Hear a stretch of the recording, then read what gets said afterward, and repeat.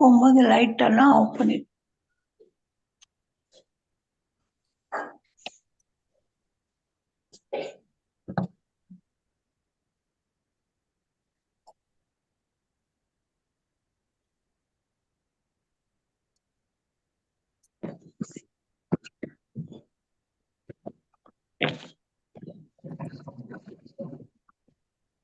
ஹரே கிருஷ்ணா எல்லாருக்கும். ஹரே கிருஷ்ணா மாதாஜி. ஹரே கிருஷ்ணா எல்லாருக்குமே ஹரே கிருஷ்ணா வணக்கங்கள், நமஸ்காரங்கள். ஓகே, வாழ்க வளமுடன் மற்றும் பிரணாம்ஸ். ஓகே, யாரெல்லாம் என்ன விதமா சொல்லுவீங்களோ அவங்களுக்கு எல்லாருக்கும் அவங்கவுங்களுக்கு தகுந்த மாதிரி ரிப்ளை. ஓகே, ஹரே கிருஷ்ணா பிரபு, ஹரே கிருஷ்ணா. சோ இன்னைக்கு நாம 21வது ஸ்லோகத்தை பார்க்க போறோம். 17 நேத்து பண்ணோம். No issues. ओम नमो भगवते वासुदेवाय, ओम नमो भगवते वासुदेवाय, ओम नमो भगवते वासुदेवाय। नारायणं नमस्कृत्यं नरं चैव नरोत्तमं देवीं सरस्वतीं व्यासं ततो जयमुदीरयेत्। नष्टप्रायेषु बदरेषु नित्यं भागवत सेवयां भगवत्य उत्तम श्लोके भक्तिर्भवति नैस्तिकी। ओम अज्ञानतिमिरान्धस्य ज्ञानाञ्जनय शलाकय चक्षुरुन्मीलितं येन तस्मै श्री गुरवे नमः। श्री चैतन्य मनोभीष्टं स्थापितं येन भूतले स्वयं रूपा कदा मह्यं तथा स्वपदान्तिकं। हे कृष्णा करुणा सिन्धु दीनबन्धु जगत्पते गोपेशा गोपिका कान्त राधकान्त नमस्तुते। तप्त काञ्चन गौरांगी राधे वृन्दावनेश्वरी ऋषभानुसुते देवी प्रणमामि हरिप्रिय वाञ्छकल्पतारुभ्यश्च कृपा सिन्धुभ्येव च पतितनां पावनेभ्यो वैष्णवेभ्यो नमो नमः। नमो ओं विष्णुपादाय कृष्णप्रेष्ठाय भूतले श्रीमती भक्तिवेदान्त स्वामिनीति नामिने। नमस्ते सारस्वते देवे गौरवाणी प्रचारिणे निर्विशेष शून्यवादे पाश्चात्य देशधारिणे। जय श्री कृष्ण चैतन्य प्रभु नित्यानंद श्री अद्वैत गदाधार श्रीवासदि गौर भक्त वृंदा। हरे कृष्णा कृष्णा कृष्णा हरे हरे, हरे राम राम राम हरे हरे। हरे कृष्णा कृष्ण कृष्णा हरे हरे, हरे राम राम राम हरे हरे। हरे कृष्णा कृष्ण कृष्ण हरे हरे, हरे राम राम राम हरे हरे। तो हरे कृष्ण माताजी, प्रणाम माताजी। प्रणाम माताजी, हरे कृष्ण। जय राधा माधव कुंज बिहारी, जय राधा कुंज बिहारी, जय राधा माधव कुंज बिहारी, जय राधा बिहारी। जय गोपी जनवल्लभा,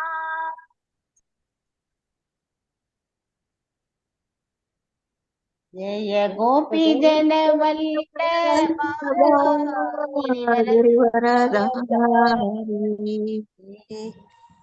गोपी जनवल्लभा,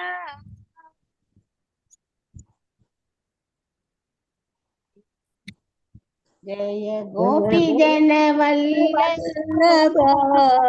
गिरिवरधारी। यशोदनन्दन व्रजन रंजन, यशोदनन्दन व्रजन रंजन, यशोदनन्दन व्रजन रंजन, यशोदनन्दन व्रजन रंजन। यमुनतीरा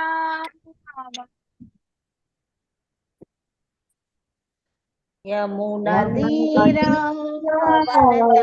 वनचारी, यमुनतीरा वनचारी, यमुनतीरा वनचारी।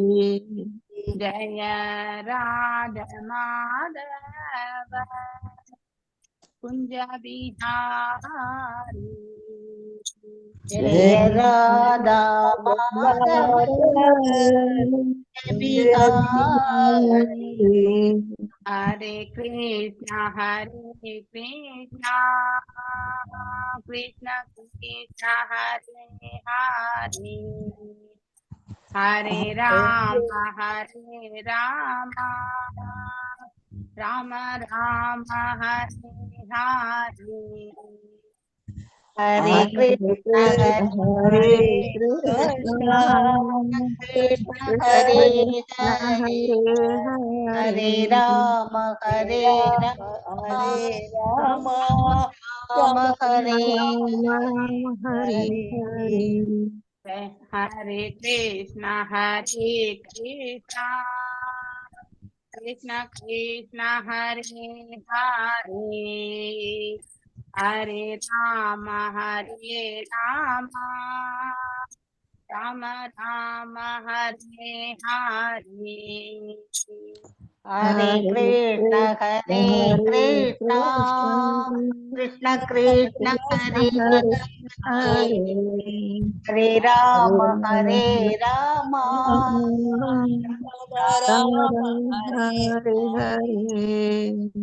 हरे कृष्णा எல்லாருக்குமே हरे कृष्ण माताजी प्रणाम हरे माताजी பிரணாஸ் எல்லாருக்குமே ஹரே கிருஷ்ணா. हरे कृष्ण माताजी வாழ்க வளமுடன் माताजी வாழ்க வளமுடன். ஹரே கிருஷ்ணா. நாம இப்போ 21வது பதம்.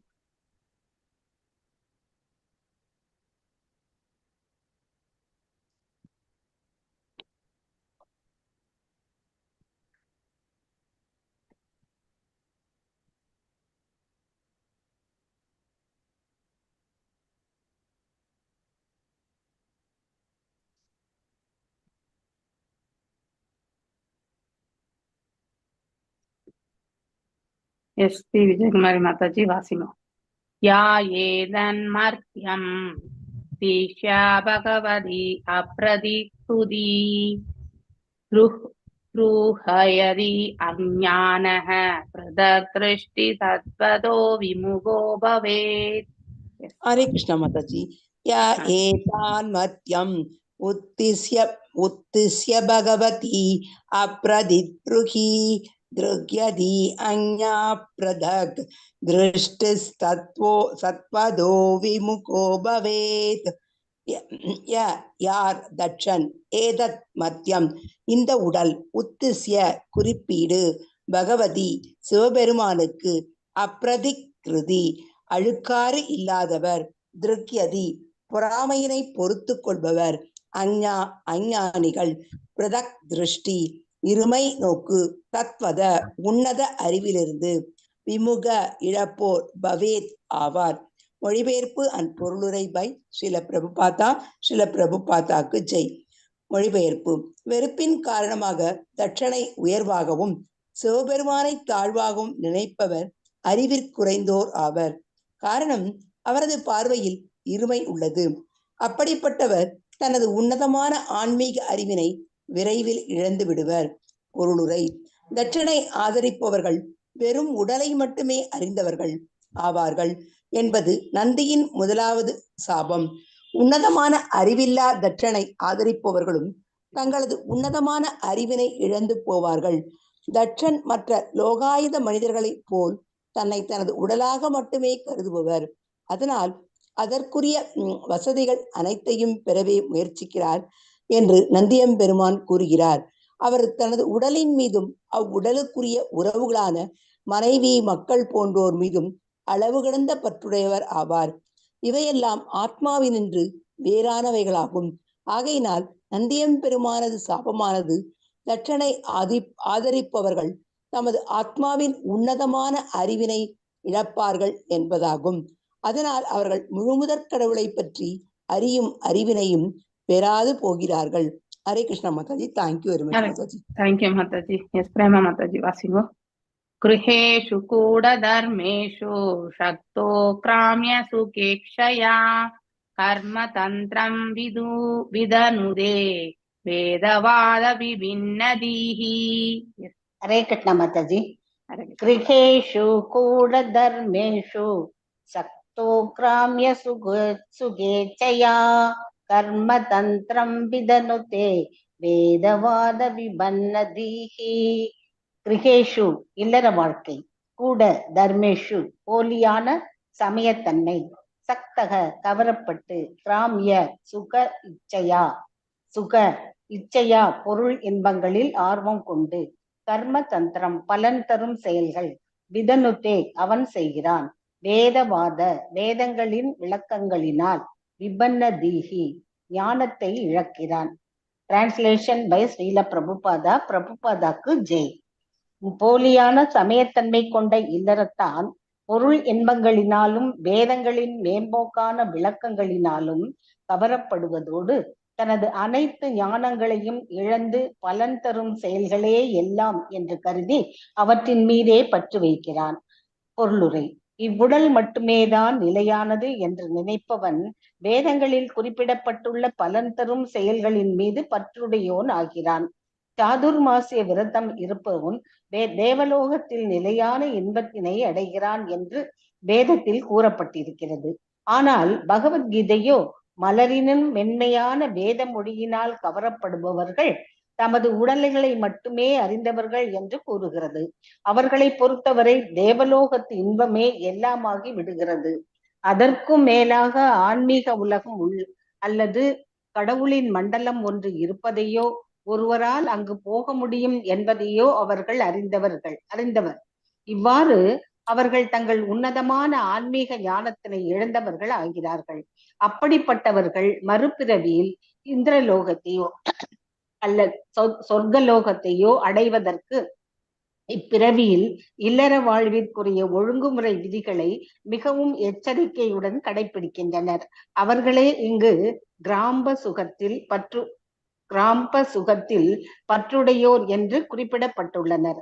அதாவது நித்திய ஆனந்தமான ஆன்மீக வாழ்க்கை ஞானமின்றி பொருள் இன்பமே குறிக்கோளாக உடையவர்கள் என்று பொருளாகும். ஹரே கிருஷ்ண மாதாஜி. தேங்க்யூ மாதாஜி. தேங்க்யூ மாதாஜி. புஷ்பா மாதாஜி வாசி. உத்தயா பிராப்தியாஹின்யா வேஷ்ருந்தாத்மகதி பசுஹு ஸ்ரீகாமசோ அசத் அதிதராம் தக்ஷோபஸ்தமுகோ அசிராத். ஹரே கிருஷ்ண மாதாஜி. புத்தியா பராபித்யாயின்யா விஸ்மிருதாத்மகதி பசுஹு ஸ்ரீகாமசோஸ்த அதிதராம் தக்ஷோபஸ்தமுகோஷிராத். புத்தியினால் பர அபித்யாயின்யா உடலையே ஆத்மாவாக ஏற்றுக்கொண்டு விஸ்மிருத ஆத்மகதி விஷ்ணுவை பற்றிய அறிவினை மறந்து பசுகு ஓர் விலங்கு ஸ்திரீ காம பாலுற்ற வாழ்வில் பற்று கொண்டு சக அவர் தட்சன் அஸ்து விடு அதிதாராம் அதீத தட்சன் பஸ்த முகக ஒரு ஆட்டினுடைய முகம் அசிராத் மிக குறுகிய காலத்து. மொழிபெயர்ப்பு பை ஸ்ரீல பிரபுபாதாவுக்கு ஜெய். தட்சன் இவ்வுடலே எல்லாம் என்று ஏற்றுக்கொண்டவர். அவர் விஷ்ணு பாதத்தினையோ அல்லது விஷ்ணு கதியினையோ மறந்ததின் விளைவாக பாலுறவு வாழ்வில் பற்று மிகுந்து அலைகிறார். அதற்கு தண்டனையாக மிக விரைவில் அவர் ஒரு ஆட்டின் முகத்தினை பெற போகிறார். ஹரே கிருஷ்ண மாதாஜி. தேங்க்யூ. ஹரே கிருஷ்ண மாதாஜி. சேதுலட்சுமி மாதாஜி வாசி. வித்யா புத்திராவி அவித்யாயாம் கர்மய்யாயாம் அசௌஜடஹ சரவந்தஹிஹ ஏஷாமுமனு சர்வாவமானினம். ஹரே கிருஷ்ண மாதாஜி. வித்யா புத்திர் அவித்யாயாம் கர்மமய்யாம் அசௌஜடஹ சம்சரந்தவ இஹ ஏசாமும் அனுசர்வாமானினம். வித்யா புத்தி பொருள் அடிப்படையிலான கல்வி மற்றும் அறிவு. அவித்யாயாம் அறியாமையின், கர்ம மையாம் பலன் தரும் செயல்களினால் ஆனது.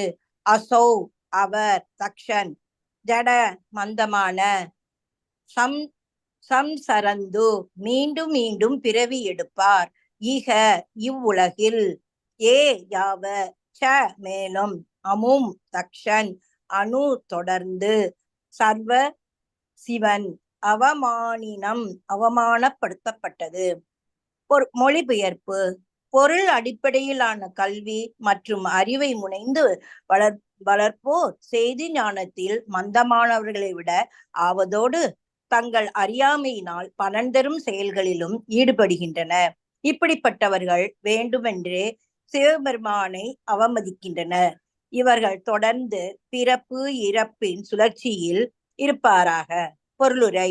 இங்கே குறிப்பிட்டபடி இருக்கின்ற 3 சாபங்களும் ஒருவனை கல்லாகவும், ஆன்மீக ஞானத்தில் சூனியமாகவும், அறியாமை இருள் என்னும் பொருள் அடிப்படையிலான கல்வியில் வைத்திருக்கும் போதுமானவை. இச்சாபங்களை இட்ட பின்னர் நந்தீஸ்வரர் தக்ஷனுக்கு ஆதரவாக சிவபெருமானை நிந்தித்த அந்தணர்கள் தொடர்ந்து ஜனன மரண சுழற்சிகளில் இருப்பார்களாக என்றும் நந்தி தேவர் சபித்தார். Hare Krishna Mataji. Thank you Mataji. Thank you Mataji. Thank you. Lalitha Kannan Mataji வாசிங்கோ. கிரஹ ஸ்ருத்தயா புஷ்பின்யா மதுகந்தனோ பூரினா மத்னா சொன்மதித்தாத்மான சம்முஹ்யந்த ஹரபிஹ.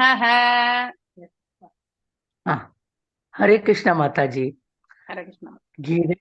गिरः सुतायाः पुष्पिण्या मधुगन्धेन भूरिणा मत्ना चोन्मतितात्मान सम्मुह्यन्तु हराद्विषः. गिरः வார்த்தைகள், சுதாயாக வேதங்களின், புஷ்பிண்யா மலர் போன்றவை, மது கந்தேன செந்தேன் மனமுடன், பூரினா தாராளமாக, மத்னா மயங்கச் செய்யும், ச மேலும், உன்மதித ஆத்மான மந்தமதி உடையோராக மாறுவர், சம் முஹ்யந்து தொடர்ந்து பற்றுடையோராய் இருப்பாராக, ஹர திஷக சிவபெருமான் மீது காழ்ப்புடையோர். மொழிபெயர்ப்பு. வேத மந்திரங்களின் மலர் போன்ற மென்மையான மொழியில் மயங்கி சிவபெருமான் மீது காழ்ப்புணர்ச்சி கொண்ட மந்த மதியாளர்கள் எப்போதும் பலன் தரும் செயல்களிலேயே பற்றுடையோராக இருப்பாராக. பொருளுரை. சொர்க்கலோகத்தில் வசதி நிறைந்த உலோகாயத்த வாழ்க்கை வாழ வழிவகுக்கும் வேத பிராமணங்கள் இங்கே மலர் போன்ற மொழியோடு ஒப்பிடப்பட்டிருக்கின்றது. ஏனென்றால் மலர் என்றால் நிச்சயம் அதில் மகரந்தம் இருக்கும், ஆனால் அது நீண்ட நாள் இருக்காது.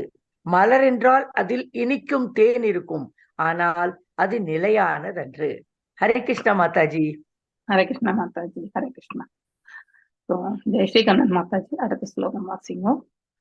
सर्वभक्षाद्विजावृत्यै त्रिद विद्या तपो वृताः विद्देहेन्द्रिया राम याशगा विशरन्तवहिः. हरे कृष्ण माताजी.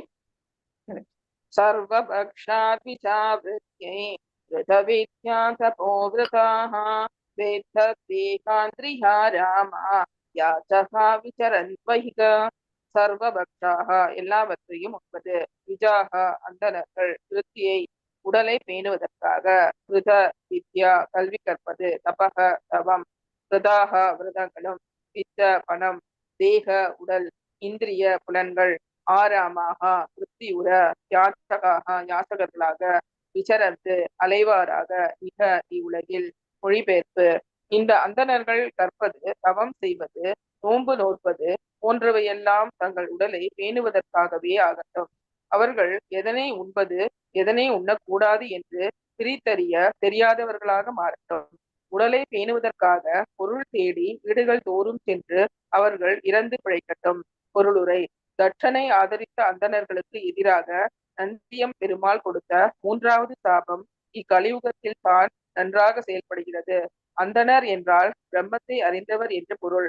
ஆனால் இப்போது தம்மை அந்தணர்கள் என்று அழைத்துக் கொள்பவர்கள் பரபிரம்மத்தின் இயற்கையினை அறிந்து கொள்வதில் ஆர்வமே இல்லாதவர்கள். வேதாந்த சூத்திரம் கூறுகிறது, அதசோ பிரம்ம ஜிக்ஞாசாக. மாநில வாழ்க்கை என்பது முழு மெய்ப்பொருளான பரபிரம்மத்தை அறிவதற்கானதாகும். அல்லது மாநில வாழ்க்கையின் பொருள் என்னவென்றால் அந்தணர் நிலைக்கு உயர்வதாகும்.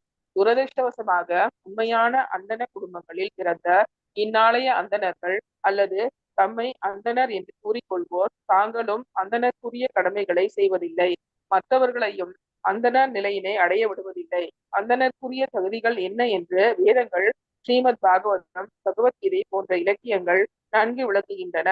அந்தணன் என்பது பாரம்பரியமாக வந்த பட்டமோ அல்லது நிலையோ அல்ல.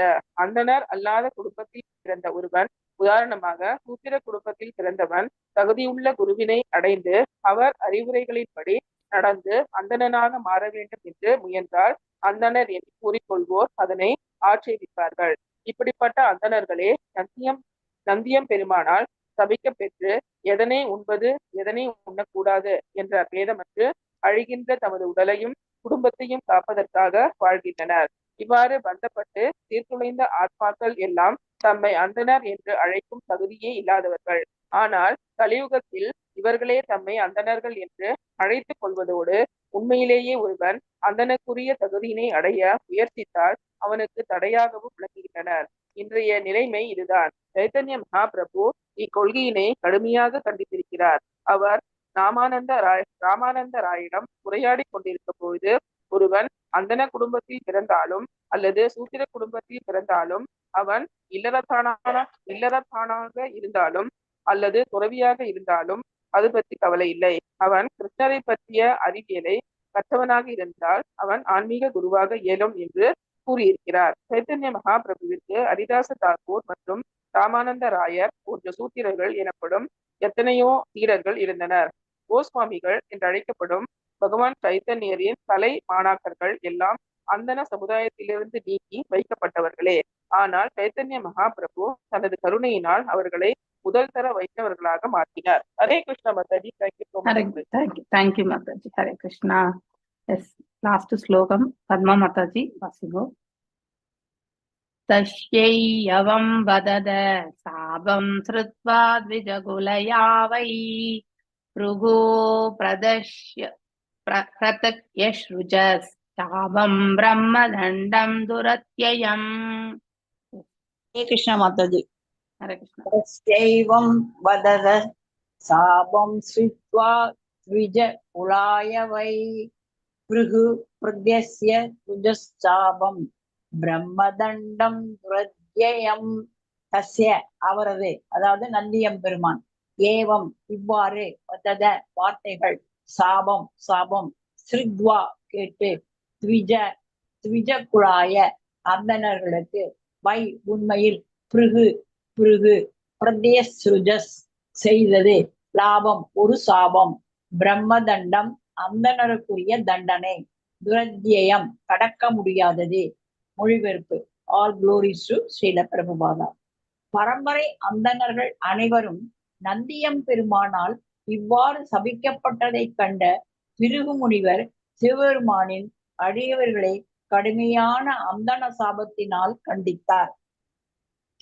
பிரம்மதண்டம் அல்லது அந்தணனின் சாபம் என்பதற்கு துரத்யயா என்னும் சொல் இங்கு குறிப்பாக பயன்படுத்தப்பட்டிருக்கிறது. அந்தணனின் சாபமானது மிகவும் கடுமையானதாகும். ஆகையினால் அது துரத்யயா, அதாவது கடக்க முடியாதது. பகவத்கீதையில் பகவான் இயற்கையின் விதிகள் எவ்வாறு கடக்க முடியாததோ அதுபோல் அந்தணனின் சாபமும் கடக்க முடியாததாகும் என்கிறார். பகவத்கீதை மேலும் பௌதிக உலகில் சாபமோ வரமோ எல்லாம் பௌதிக படைப்படே என்றும் கூறுகிறது. சைத்தன்ய சரிதாமிர்தம் பௌதிக உலகில் ஏற்றுக்கொள்ளப்படும் சாபமாயினும் அல்லது வரமாயினும் இரண்டும் ஒரே தன்மையென. ஏனென்றால் இரண்டுமே உலகியல் சார்ந்தன என்று உறுதி செய்கின்றது. இத்தகைய மாசுக்களிலிருந்து வெளியேற விரும்புபவன் பகவத்கீதை பரிந்துரைக்கும் முழுமுதற் கடவுளை அடைக்கலம் புக வேண்டும். பகவத்கீதை 7.14 மாம் ஏவ பிரபத்யந்தே மாயையாம் ஏதாம் தரந்தித்தே. அனைத்து பௌதிக சாபங்களையும் வரங்களையும் கடந்து பரமபுருஷ பகவானான கிருஷ்ணரை சரண் புகுந்து அவ்வுன்னத நிலையிலேயே நிலைத்து இருப்பது சிறந்த வழியாகும். கிருஷ்ணரை சரண் புகுந்தோன் எப்போதும் சஞ்சலமற்றவனாக இருக்கிறான். அவர்கள் யாரையும் சபிப்பதும் இல்லை, யாராலும் சபிக்கப்படுவதும் இல்லை. அது மனவாசகம் கடந்த ஒரு உன்னதமான நிலையாகும். ஹரே கிருஷ்ண மாதா. ஹரே கிருஷ்ணா. மனதிற்கு அப்பாற்பட்ட நிலை. எஸ், ஹரே கிருஷ்ணா. சோ அற்புதமான விளக்க உரைகள். சோ தக்ஷன் அந்த அவையை விட்டு நீங்குகின்றான். எவ்வளவு தடுத்து நிறுத்தியும் பிரம்மர் மற்றும் பிற, அதாவது அங்கிருந்த ரிஷி முனிகள் எல்லாம் சொல்லி கூட வந்து அவர் கேட்கவே இல்லை. அதனால அவன் வந்து அந்த இடத்தை விட்டு அகல்கின்றான். சோ அந்த பொண்ணை கூட தொற்று கொண்டது. சோ இந்த இது வந்து பௌதீக களமானது நிலையில்லாதது. அதனால்தான் நந்தீஸ்வரருக்கும் வந்து இப்போ நெக்ஸ்ட், ஏன்னா இவ்வளவு பேசின பிறகு நந்தீஸ்வரர் வந்து கோபம் வருது அவருக்கு, இல்லையா? ஏதன் மர்த்தியம் உத்திஷ்ய பகவதி அப்ரதிஹிருதி திருஹ்யதி அக்ஞாஹ பிருதக் திருஷ்டி சத்வதோ விமுகோ பவேத். யார் தக்ஷன், மர்த்தியம் இந்த உடல், உத்திஷ்ய குறிப்பிடு, பகவதி சிவபெருமானுக்கு, அப்ரதிஹுதி அழுக்காறு இல்லாதவர், துஹ்ருதி பொறாமையினை பொறுத்து கொள்பவர், அக்ஞாக அஞ்ஞானிகள், பிரதக் திருஷ்டி இருமை நோக்கு, தத்பத உன்னத அறிவிலிருந்து, விமுக இழப்போர் பவேத் ஆவார். சோ இப்போ வெறுப்பினை காரணமாக தக்ஷனுக்கு வெறுப்பு இல்லையா, அவர் மேல வெறுப்புனால நிறைய பேசிட்டார் இல்லையா. 17 வார்த்தைகளை நாம படிச்சிருக்கோம். ஆனா அது எல்லாமே இன்டைரக்டா வந்து சிவபெருமானை வந்து புகழாருங்கள் என்பதையும் அந்த வியாக்கியானங்கள் எல்லாம் நாம படிச்சாச்சு இல்லையா. ஸோ நீங்க எப்பவுமே அதை நினைவு கொள்ளுங்க. அதுதான் ரொம்ப, அதாவது அடிக்கடி நம்ம நினைவு கொள்ளும் போது அது ஆழ் மனசுல வந்து பதிஞ்சிடும். மெயின் திங்ஸ் எல்லாம் நம்ம கண்டிப்பா ஞாபகம் வச்சுக்கணும். எல்லா கதையுமே நம்ம ஞாபகம் வச்சுக்கலனாலும் எதற்காக என்னென்ன வந்து சாபத்தை கொடுத்தான் தக்ஷன் அப்படிங்கிறது கண்டிப்பா ஞாபகம் வச்சுக்கணும். ஆனா அது எப்படி வந்து சிவபெருமானுக்கு வந்து குளோரிபிகேஷனா ஆனது, புகழாரங்களாக ஆனது என்பதையும் அது ரொம்ப லாஜிக்கலா நாம தெரிஞ்சுக்கணும். இன்னொரு பொருள் இருக்குங்கிறது அறியாமையால் தெரியாத மாதாஜி. S S. இப்ப நீங்க தக்ஷன் பேசுறது எல்லாமே பார்த்தீங்கன்னாக்கா சிவபெருமானுடைய ரூபத்தை கொண்டுதான் பேசுறோம் இல்லையா. அவருடைய உன்னதமான, அதாவது மேன்மையான நிலை, தத்துவ, அதாவது பிரம்மரை விட இன்னும் மேன்மையான நிலையில இருக்கார் சிவபெருமான் அப்படிங்கிறத வச்சு பேசுறானா. அவன் வெளிப்புற தோற்றத்தை கொண்டுதான் பேசுகின்றான் இல்லையா. அப்ப அவன் அஜ்ஞானத்துல தானே இருக்கான். இவந்தோ அவன் ஒரு பக்தனாக இருந்தாலும், எம்பெருமானுக்கு ஒரு பக்தனாக இருந்தாலும், அவன் பக்தியில வந்து முழுமையான அந்த உன்னத நிலையை வந்து அவனால புரிஞ்சிக்க முடியல. தான் யார் என்பதை அவன் வந்து உணரவே இல்லை. ஏன்னா அவன் தான் யார் என்பதை உணர்ந்திருந்தா அவருடைய, அதாவது சிவபெருமானுடைய ஹிருதயம் பற்றி அவர் கண்டிப்பா புரிஞ்சிருப்பார் இல்லையா. அவருடைய உன்னதமான நிலையை வந்து கண்டிப்பா புரிஞ்சிருப்பார். ஆனா அதை வந்து ஏற்றுக்கொள்ளக்கூடிய பக்குவம். எப்ப கோபம் வருதோ அஜ்ஞானம் என்பது கண்டிப்பா வெளிப்படும். எவ்வளவுதான் ஞானத்திலையும் பக்தியிலுமே திளைத்திருந்தாலும் அந்த கோபம் என்பது ஞானத்தை வந்து அதாவது மறைக்க செய்யும். மகாமாயை வந்து ஆட்கொள்ளப்படுகிறாள். இப்போ யாரெல்லாம் தக்ஷனா வந்து ஃபாலோ பண்றாங்களோ அவங்க எல்லாருமே ஆவித்தியை தான் வந்து ஃபாலோ பண்றோம் இல்லையா. சோ அந்த க்ஷணத்துல தக்ஷனுடைய கோபம் வரும்போது அஜ்ஞானம் தான் வெளிப்படும். இந்த இடத்துல அவன் உடல் ரீதியாகத்தான் ஐடென்டிபிகேஷன். ஏன் அவ்வளவு அதாவது அவதூறு பேசுகிறான். சோ அது எல்லாமே எக்ஸ்டர்னல் ஃபீச்சர்ஸ் தான், சிவபெருமானதுடைய எக்ஸ்டர்னல் ஃபீச்சர்ஸ் தான். உள்ள இருக்கக்கூடிய பரமாத்மா, அவருடைய ஹிருதயத்துல இருக்கக்கூடிய பரமாத்மா, அந்த பரமாத்மா மீது அவர் கொண்டிருக்கக்கூடிய பக்தியினுடைய அளவெல்லாம் எதுவுமே வந்து அவன் புரிந்து கொள்ளவே இல்லை. அதனால்தான் நம்ம எப்பவுமே கோவப்பட்டா என்னதான் நம்ம ஸ்டெபிளைஸா இருந்தாலுமே நம்ம புத்தி வந்து சரிவர வேலையே செய்யாது. அதனால கோபம் வரும்பொழுது அதை வந்து நாம அதாவது தவிர்த்து விட வேண்டும். அந்த சூழ்நிலையை வந்து நாம தவிர்த்து விடுவதற்கு வந்து நாம முயற்சி செய்யணும். இல்லைன்னா எவ்வளவோ சிறப்பான ஒரு மனிதர் கூட வந்து தவறு இழைக்க வேண்டிய ஒரு நிர்பந்தத்திற்கு ஆளாக்கப்படுகிறார். ஓகே, உத்திஷ்ய குறிப்பீடு வந்து தன்னுடைய பொண்ணு மேல அதீதமான ஒரு கரெக்ட். அன்பு என்பது கரெக்ட். பிள்ளைகள் மீது நமக்கு அன்பு மோகம் இருக்கும். ஆனா மோகம் அது மோகமாக மாறக்கூடாது. என்ன தான், அதாவது தன்னுடைய மகளுக்கு இன்னும் நல்ல ஒரு இடத்துல மனம் முடிச்சிருப்பேனே, இல்ல நாமெல்லாம் கூட நினைக்கிறோமா இல்லையா? இது உண்டு. இந்த இடத்துல கொடுத்துட்டோமே, இன்னும் நல்ல இடத்துல கொடுத்துருக்கலாமே அப்படிலாம் நம்ம நினைப்போம். சோ இதெல்லாம் அஜ்ஞானத்தினுடைய வெளிப்பாடு. So இது பௌதீக எங்க கண் கொண்டு பாக்குறான், அவ்வளவு மூடனா ஆன்மீகமா மிஸ்டர் பாக்குறான். தர்ஷன் வந்து தர்ஷன் வந்து அவ்வளவு மூடனா என்ன? மூடன் இல்ல, மூடன் கிடையாது. ஒரே ஆத்திரம் விஜய் என்பது கண்களை மறைக்கும் இல்லையா? கோபக்காரர்கள். எஸ். கோபம் என்பது அதுக்கப்புறம் ஒரு பர்ஸ்பெக்டிவ், ஒருத்தரை பத்தி இப்படிதான் நம்ம நினைச்சிட்டோம்னா அதே பர்ஸ்பெக்டிவ்ல தான் அவங்கள வந்து நம்ம யோசிப்போம். அவங்க என்னதான் நல்ல நல்ல நல்ல வேலைகள் செய்தாலும் அது நம்மளால ஐடென்டிஃபை பண்ணவே முடியாது இல்லையா? இப்போ தரணீஸ்வரி மாதாஜி இப்படித்தான் அப்படிங்கறது ஒரு பிராண்ட் இல்லையா? அவங்களுக்கு கோபம் வந்தா அவங்க இப்படிதான் நடந்துப்பாங்க அப்படிங்கறது வந்து ஏதோ ஒரு சமயத்துல ஏதோ ஒரு விதத்துல பார்த்திருக்கிறவங்க வந்து அப்படித்தான் பிராண்ட் பண்ணுவாங்க இல்லையா? ஆனா உண்மையிலே அவங்க அப்படி கிடையாது. எப்பயோ ஒரு வாட்டி கோபம் பண்ணாலும் அந்த சூழ்நிலைக்கு ஏற்றவாறுதான் அவங்களுடைய வெளிப்பாடு இருக்கும் அப்படிங்கறது வந்து புரிஞ்சுக்கக்கூடிய பக்குவம் வந்து எல்லாருக்கும் இருக்காது. நான் உங்களை யாரையுமே எடுத்துரைக்க விரும்பல, அதனாலதான் என்னையே சொல்லிட்டேன். ஓகே. சோ அதனால கோபம் என்பது ஒரு மனிதர் எப்படிப்பட்ட மனிதரையுமே வந்து இழிவான ஒரு நிலைக்கு தான் இட்டு செல்லும். அவனுக்கு புத்தியும் வேலை செய்யாது, இன்டெலிஜென்ஸ் வேலை செய்யாது. It become nullified. அப்ப அந்த கோபத்துல வரக்கூடிய வார்த்தைகள் அடுத்தவர்களுக்கு வந்து மன வருத்தத்தை வந்து எவ்வளவு ஏற்படுத்துது. அது எல்லாமே பாவ செயல் தான் இல்லையா? ஆனா அவன் எதன் அடிப்படையில பேசுறான்? ஆதங்கம், எதிர்பார்ப்புகள். எங்க எதிர்பார்ப்புகள் இருக்கோ அது எடுத்து ஃபுல் அண்ட் ஃபுல் பௌதிகம் தான்.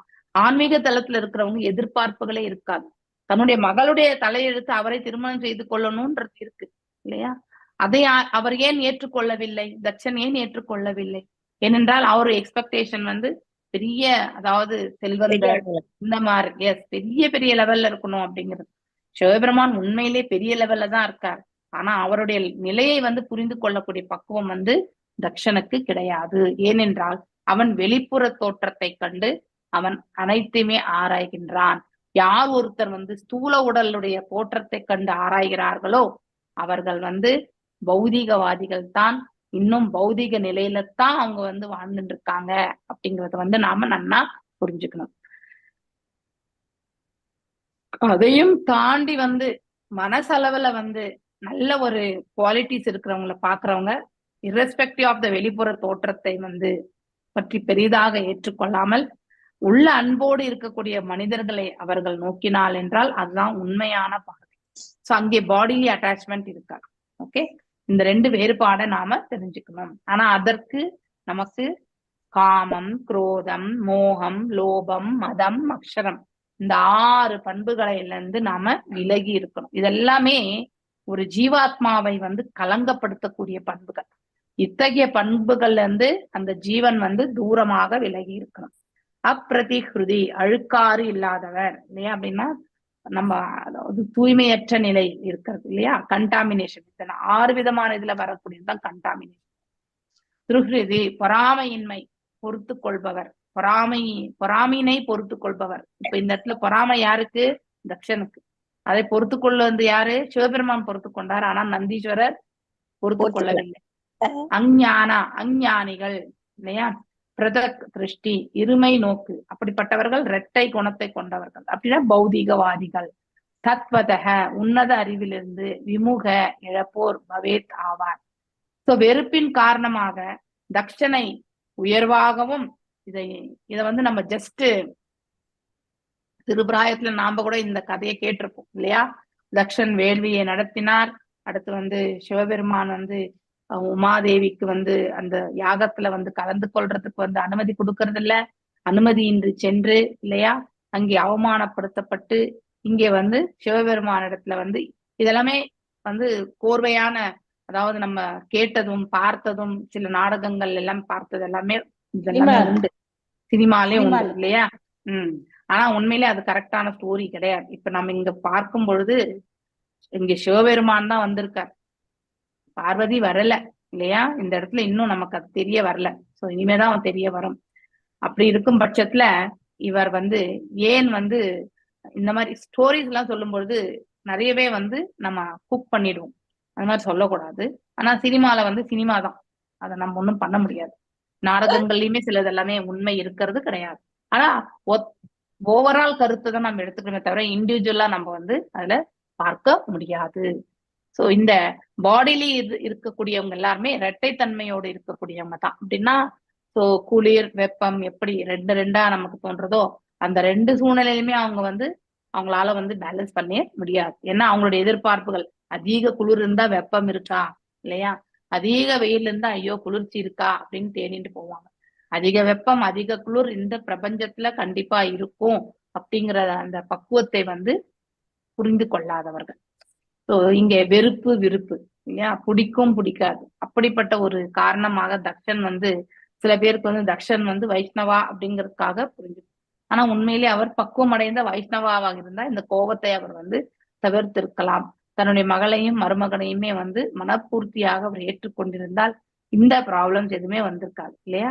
சிவபெருமானை தாழ்வாகவும் நினைப்பவர் அறிவிற்குறைந்தோர் ஆவர். ஸோ லெஸ் இன்டெலிஜென்ஸ் பீப்புள்னு சொல்லிட்டாச்சு.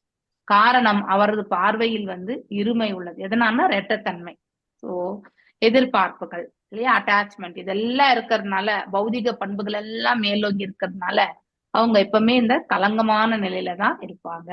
அப்படிப்பட்டவர் தனது உன்னதமான ஆன்மீக அறிவினை விரைவில் இழந்து விடுவார். ஒருவர் அதையே வந்து பயிற்சி செய்துட்டு இருந்தா கடைசியில வந்து உண்மையான இந்த ஞானத்தை பெற்றாலும் கூட அதனால அவர்களுக்கு எந்த பலனும் கிடையாது. தக்ஷனை ஆதரிப்பவர்கள் வெறும் உடலை மட்டுமே அறிந்தவர்கள் இல்லையா, பாடிலி ஐடென்டிபிகேஷன் ஆவார்கள் என்று நந்தியினுடைய முதலாவது சாபம். So they are fit to be in the பௌதிகவாதி அப்படிங்கறத வந்து யாரெல்லாம் தக்ஷனுக்கு வந்து ஆதரவு கொடுக்குறாங்களோ அவங்க எல்லாருமே அஜ்ஞானத்தில் இருப்பவர்கள் என்பதை வந்து இந்த இடத்துல வந்து நந்தீஸ்வருடைய முதல் சாபமா சொல்லப்பட்டிருக்கு. உன்னதமான அறிவில்லா தக்ஷனை ஆதரிப்பவர்கள் தங்களது உன்னதமான அறிவினை இழந்து போவார்கள்.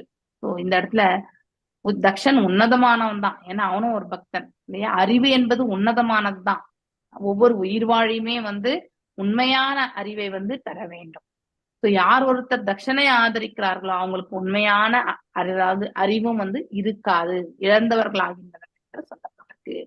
தக்ஷன் மற்றும் லோகாயுத மனிதர்களை போல் தன்னை தனது உடலாகவே மட்டுமே கருதுபவர் இல்லையா.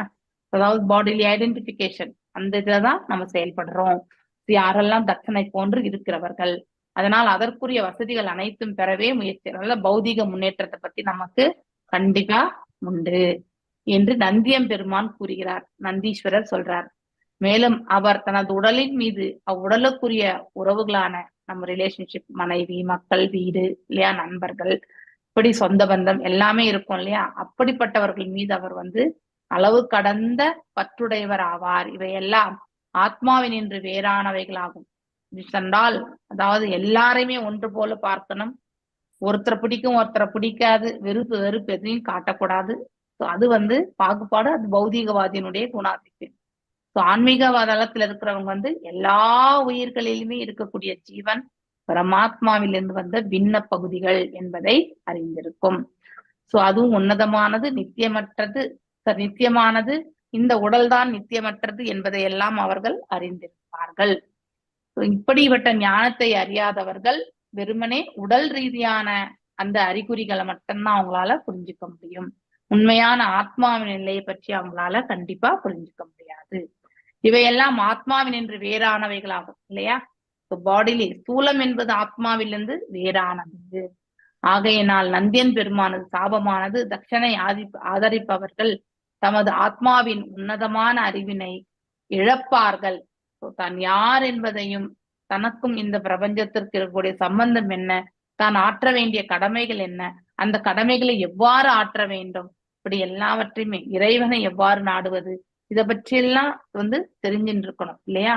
அதுவே உன்னதமான அறிவு. ஆனா இந்த அறிவே இல்லாதவர்களாக ஆகிறார்கள் என்று நந்தியம் பெருமாள் இந்த இடத்துல சொல்றார். அதனால் அவர்கள் முழுமுதற் கடவுளை பற்றியான ஞானத்தை அறிவதற்கும் அவர்கள் முயற்சி செய்யவே முடியாது, அதை செய்யவும் முடியாது, அவங்களால அதை அடையவும் முடியாது. கிரகேஷு கூட தர்மேஷு சக்தோ கிராமிய சுகேக்ஷயா கர்ம தந்திரம் விதுனே வேதவாத விபின்னதி. கிரகேஷு இல்லற வாழ்க்கை, கூட தர்மேஷு போலியான சமயத்தன்மை, சக்த கவரப்பட்டு, கிராம்யா சுக இச்சையா அதாவது பொருள் இன்பங்களில் ஆர்வம் கொண்டு, கர்ம தந்திரம் பலன் தரும் செயல்கள், விதனுதே அவன் செய்கிறான், வேதவாத வேதங்களின் விளக்கங்களினால், விண்ணதீகி அதாவது ஞானத்தை இழக்கிறான். யாரு? பௌதிகவாதி. போலியான சமயத்தன்மை கொண்டு, இல்லையா, நம்ம ஒரு கல்லைய கூட கடவுளை மாத்திடும். அதுதான் போலி. உண்மையான அந்த மெய்ஞான பொருளை பற்றி நாம் தெரிஞ்சுக்க முயற்சி செய்யணும். அதை விடுத்து நம்ம அதாவது நாமளே ஒரு கல்லை வச்சு நாம இதுதான் இந்த தெய்வம் அப்படின்னு சொல்லி எல்லாம் நாம செயல்படுறோம் இல்லையா? இதெல்லாம் உண்மையான ஒரு பக்தி கிடையாது.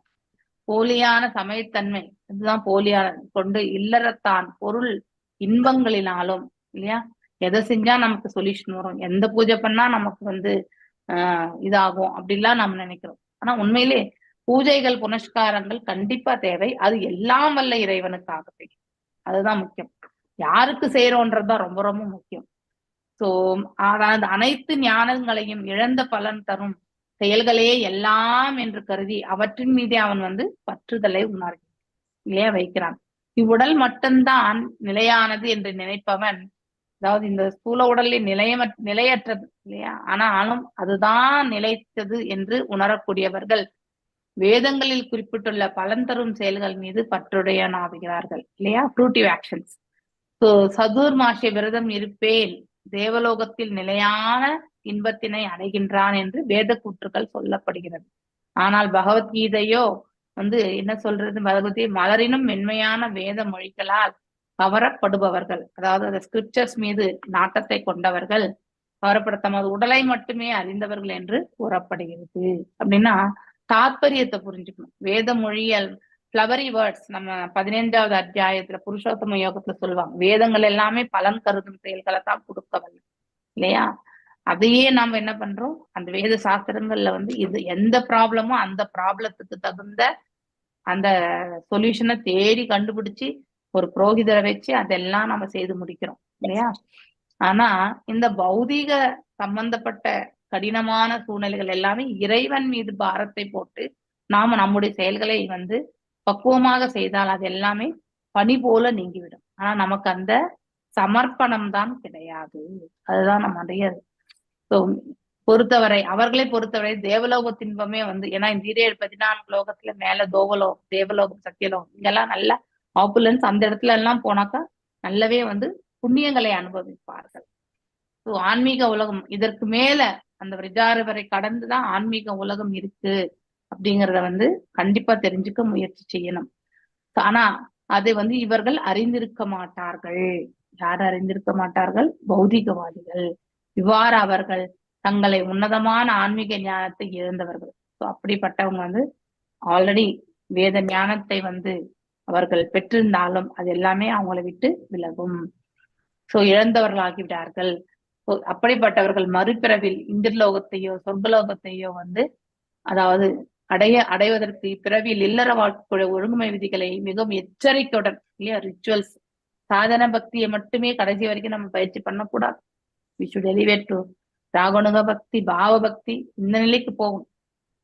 ஸ்டார்டிங் பேஸ்லயே கர்ம காண்டாலே இருக்கக்கூடாது. கர்ம காண்டால இருந்து கர்ம யோகிக்கு மாறணும். அந்த கர்ம யோகியிலே முதல்ல சகாமத்துல இருக்கும்.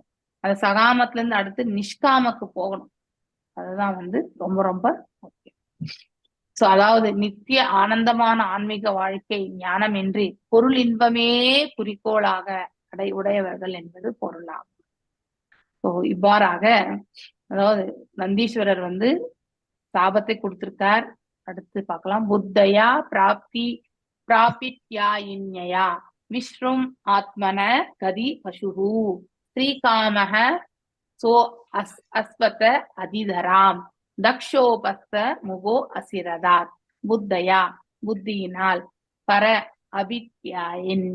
அபித்யாயின்யா அதாவது உடலையே ஆத்மாவாக ஏற்றுக்கொண்டு, விஷ்ணுமத ஆத்மகதி விஷ்ணுவை பற்றிய அறிவினை மறந்து, பசு ஓர் விலங்கு, ஸ்ரீ காம பாலுற்ற வாழ்வில் பற்றுக்கொண்டு, மேலும் ச அவர், அஸ்து வீடு அதிகாரம், அதீத தக்ஷன் பஸ்த முக ஒரு ஆட்டினுடைய முகம் அசிரத், அதாவது குறுகிய காலத்தில்.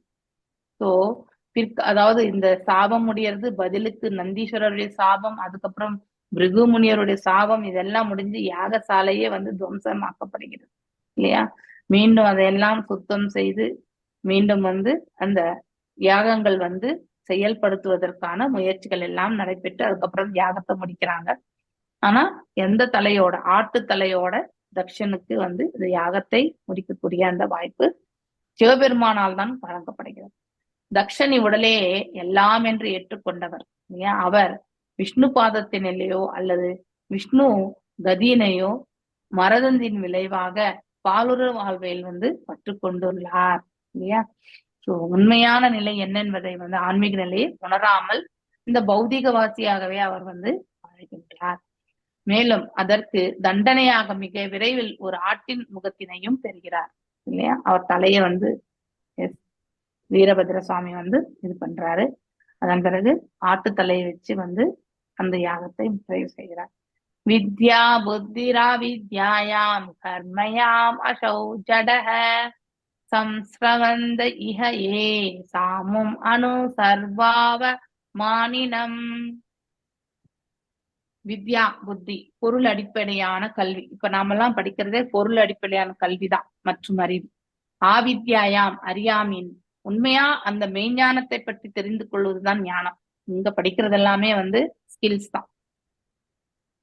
கர்மமயம்,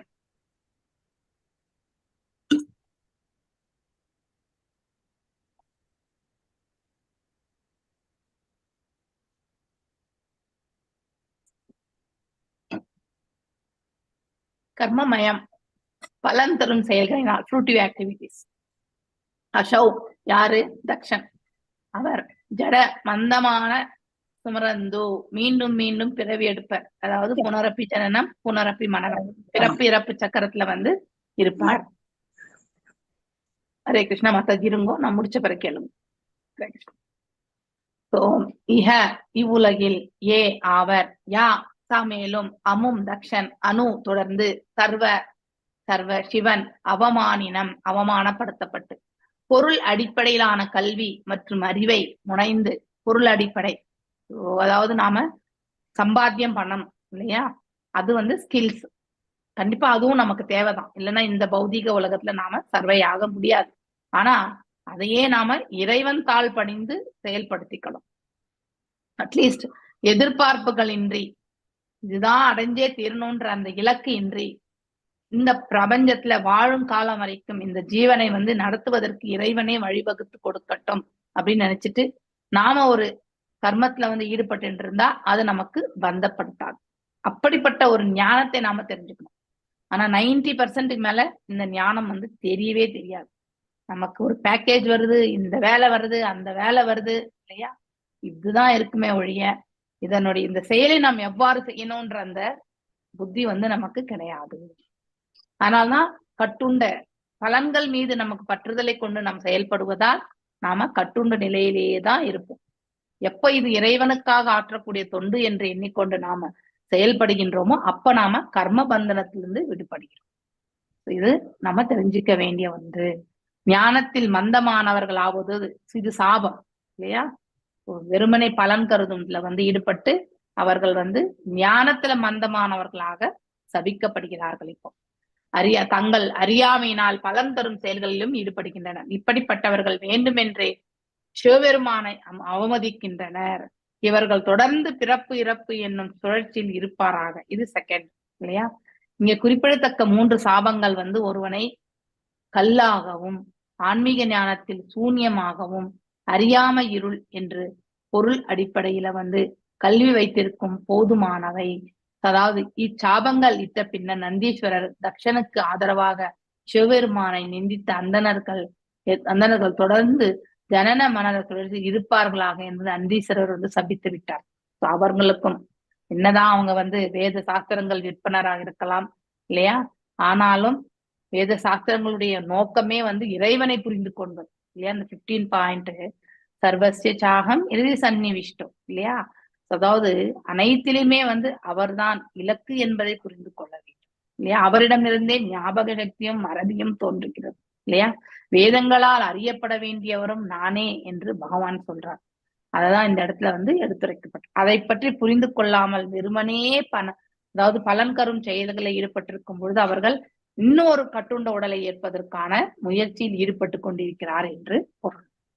மேலும் கதம் 25 கிரக ருத்யாய விஷ்மின் புஷ்பின்யா மதுகந்தனே பூரினா மத்னா சொன்மதிதாத்மான சம்முஹ்யந்த ஹராத்விஹ. அதாவது கிரக வார்த்தைகள், ருத்தயா வேதங்களின், புஷ்பின்யா மலர் போன்றவை, மது கந்தேன செந்தேன் மனமுடன் இல்லையா மனம், பூரினா தாராளமாக, மத்னா மயங்க செய்யும், சா மேலும், உன்மதித அதாவது ஆத்மான மந்தமதியுடையோர் ஆவர். சம்முஹ்யந்து தொடர்ந்து பற்றுடையோராக இருப்பாராக. ஹர விஷ பெருமான் மீது காழ்ப்புடையோர். ஸோ இஸ் ஹையஸ்ட் இல்லையா? அவர் வந்து ஹையஸ்ட் டிவோட்டி. ஆனா அவர் மீது பொறாமை, இறைவன் மீதே பொறாமை வரும். எப்படின்னா நான் தான் கிரேட்னு சொல்றவங்க முன்னாடி, அவங்க முன்னாடி வேற யாருமே கிரேட் கிடையாது. தட் இஸ் அதனுடைய உள் அர்த்தம். அப்ப அவங்களதான் கிரேட்னும் போது அவங்க சாமானியமா இறைவனை ஏற்றுக்கொள்ளக்கூடிய பக்குவம் இருக்குமா? கண்டிப்பா இருக்க இல்லையா? அவர்களுக்கு அந்த அந்த அத்தகைய ஞானத்தை புரிந்து கொள்ளவோ அதை வந்து அபிவிருத்தி செய்யணுமோன்ற அந்த ஆசையெல்லாம் எதுவுமே இருக்காது. சோ அவர்கள் எல்லாமே பலன் கருதும் செயல்கள்ல தான் ஈடுபடுவாங்க. வேதனா மந்திரங்களில் மலர் போன்ற மென்மையான மொழியில் மயங்கி சிவபெருமான் மீது காழ்ப்புணர்ச்சி கொண்ட அதாவது மந்த மதியாளர்கள் எப்பொழுதுமே பலன் கருதும் செயல்களுக்கிடையே பற்றுடையவராக இருக்கிறார்கள். எஸ் ஃப்ரூட்டி ஆக்ஷன் மீது இல்லையா?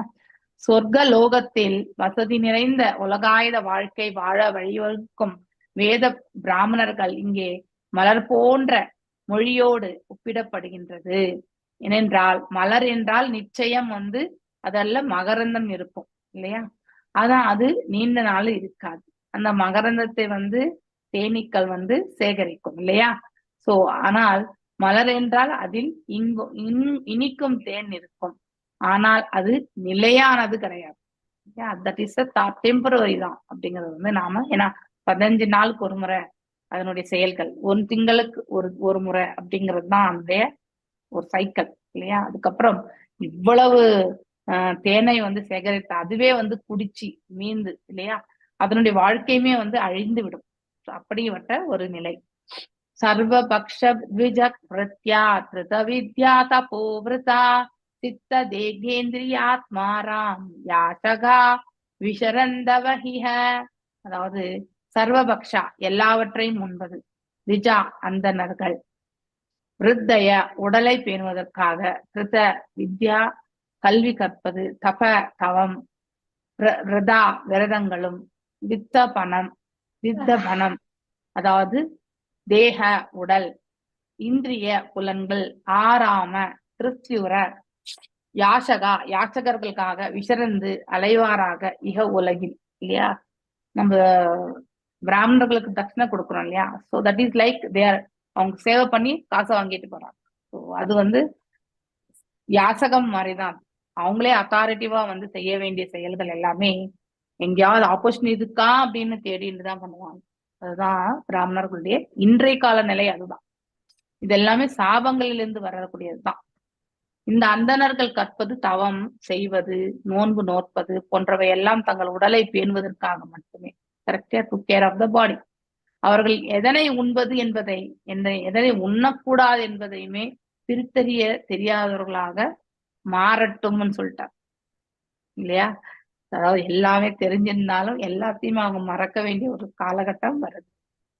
உடலை பேணுவதற்காக பொருள் தேடி, அதாவது வீடுதோறும் சென்று அவர்கள் இறப்பு பிழைக்கட்டும் இல்லையா? அதாவது ஒரு வாட்டியுமே அவங்களுக்கு ஹியூமிலேஷன் தான் இல்லையா? ஸோ மதுக்கறி பண்றது அவ்வளவு சுலபமான செயல் கிடையாது. ஸோ இட் இஸ் நம்ம கிட்ட இருக்கக்கூடிய ஸ்டேட்டஸ் எல்லாம் விட்டு இல்லையா? மேலும் அந்த மரியாதைகள் இதெல்லாமே இருக்கும் நமக்கு, ஆனா டக்குன்னு நமக்கு போக முடியாது. சோ அந்த மாதிரி இந்த உடலை பேணுவதற்கு வந்து பொருள் தேடி வீடு தோறும் சென்று அவர்கள் வந்து செயல்படுகிறார்கள். நம்ம வீட்லயுமே வந்து உட்கார்ந்து அவர்கள் பூஜை புனஸ்காரங்கள் செய்து அதற்கான தட்சணையை பெற்று செல்கிறார்கள் இல்லையா. இப்பதான் கலியுகத்துல இந்த சாபங்கள் வந்து 100% நிகழ்ந்த வண்ணம் தான் இல்லையா. பெயரளவிலேயே பிராமணர்களும் உண்டு, ஒன்லி பை பர்த். அவங்களுக்கு வேத மந்திரங்கள் கூட தெரியாது. ஸோ இதையும் நான் வந்து அனுபவபூர்வமா பார்த்திருக்கேன். ஸோ அடுத்த முறை அவங்கள நம்ம கூப்பிடவே வேண்டாம் இல்லையா. அவங்க சொல்றது எல்லாமே திருப்பி திருப்பி ஒரே வார்த்தையை சொல்லிட்டு இருக்கவங்களாம் உண்டு. அது இந்த இதுக்கு வந்து இந்த இதுதான் சொல்லணும்ன்றத வந்து தெரிஞ்சு வச்சுக்காமலே அவங்க செயல்படும். அப்படிப்பட்ட பிராமின்ஸ் கூட உண்டு. பிறப்பால் மட்டுமே வந்து கிடையாது. அதுதான் இந்த சாராம்சத்துல என்ன சொல்ல வர்றார் சைத்தன்ய மகாபிரபு, அதை தான் ஃபாலோ பண்ணார் இல்லையா. அவரை பின்பற்றிய கோஸ்வாமிகள் எல்லாமே அப்படிதான். ரூப கோஸ்வாமி, சனாதன கோஸ்வாமி வந்து ரொம்ப மேன்மையான ஒரு குடும்பத்துல பிறந்தவர்கள். ஆனா அவங்க விதிவசத்தால ஒரு முகமதியருடைய இதுல வந்து வேலை செய்ய வேண்டிய நிர்பந்தத்துக்கு பெரிய பொறுப்புல இருக்காங்க. அதனால அவங்கள வீட்டை விட்டே ஒதுக்கி இருந்தாங்க. அப்படின்னாக்கா அவங்கள உறவினர்கள் எல்லாம் யாருமே ஏற்றுக்கொள்ளது இல்லையா. ஸோ அவர் அதாவது அவங்களுடைய 2 பேர்கள் வந்து முஸ்லீம் பேர்கள் என்று நம்ம படிச்சிருக்கோம் இல்லையா. டாபீர் காசா அண்ட் இன்னொரு பேர் என்ன, மாலிக். எஸ், இந்த 2 பேர்கள். ஓகே. சோ இந்த 2 பேர்ல இருந்தாங்க. அதுக்கப்புறம் வந்து யாருடைய கருணையால் அவங்க அந்த இதுல இருந்து வெளியானாங்க, சைத்தன்ய மகாபிரபு இல்லையா. அவர் வந்து ஃபாலோ பண்ணதான் அப்படியே பிந்தைய ஆச்சாரியர்கள் எல்லாமே அப்படியே ஃபாலோ பண்ணி நம்ம பிரபுபாதரும் அதை தான் நிலைநிறுத்திட்டு போனார். It is not is own thing. So generally ஒரு உத்தமமான பக்தனுடைய குவாலிட்டி என்னன்னா, he will follow the instructions. Okay. அது செயல்படுத்த முடியலையான்றது எல்லாமே 2ஆம் பட்சம். ஆனா he will always follow the parampara system. அது ரொம்ப ரொம்ப முக்கியமானது. தட்சணை ஆதரித்த அந்தணர்களுக்கு எதிராக நந்தியம் பெருமாள் கொடுத்த 3வது சாபம் இவ்வுலக கலியுகத்துலதான் நன்னா நினைவேன். அந்தணர் என்றால் பிரம்மத்தை அறைந்தவர் என்று பொருள். ஓகே. ஆனால் இப்பொழுது தம்மை அந்தணர்கள் என்று அழைத்துக் கொள்பவர்கள் பரமாத்மாவின் இயற்கையினை அறிந்து கொள்வதில் ஆர்வமே இல்லாதவர்கள் என்று பொருள் இல்லையா. சோ தன்னை ஆனால் இப்பொழுது தம்மை அந்தணர்கள் அழைத்துக் கொள்பவர்கள் பரபிரம்மத்தின் இயற்கையை அறிந்து கொள்வதில் ஆர்வம் இல்லாதவர்கள், அவரை பற்றி தெரிந்து கொள்ளாதவர்கள், ரூபம் உண்டு என்பதை எல்லாம் முயற்சி செய்யாம இருக்கிறவங்க வந்து, அதாவது அவர்கள் வந்து அதாவது ஆர்வமே இல்லாதவர்களாக இருக்கிறார்கள். வேதாந்த சூத்திரம் கூறுகிறது, அதாதோ பிரம்ம ஜிக்னாசா, நாம வந்து கண்டிப்பா கேள்வியுடையவராக இருக்கணும்.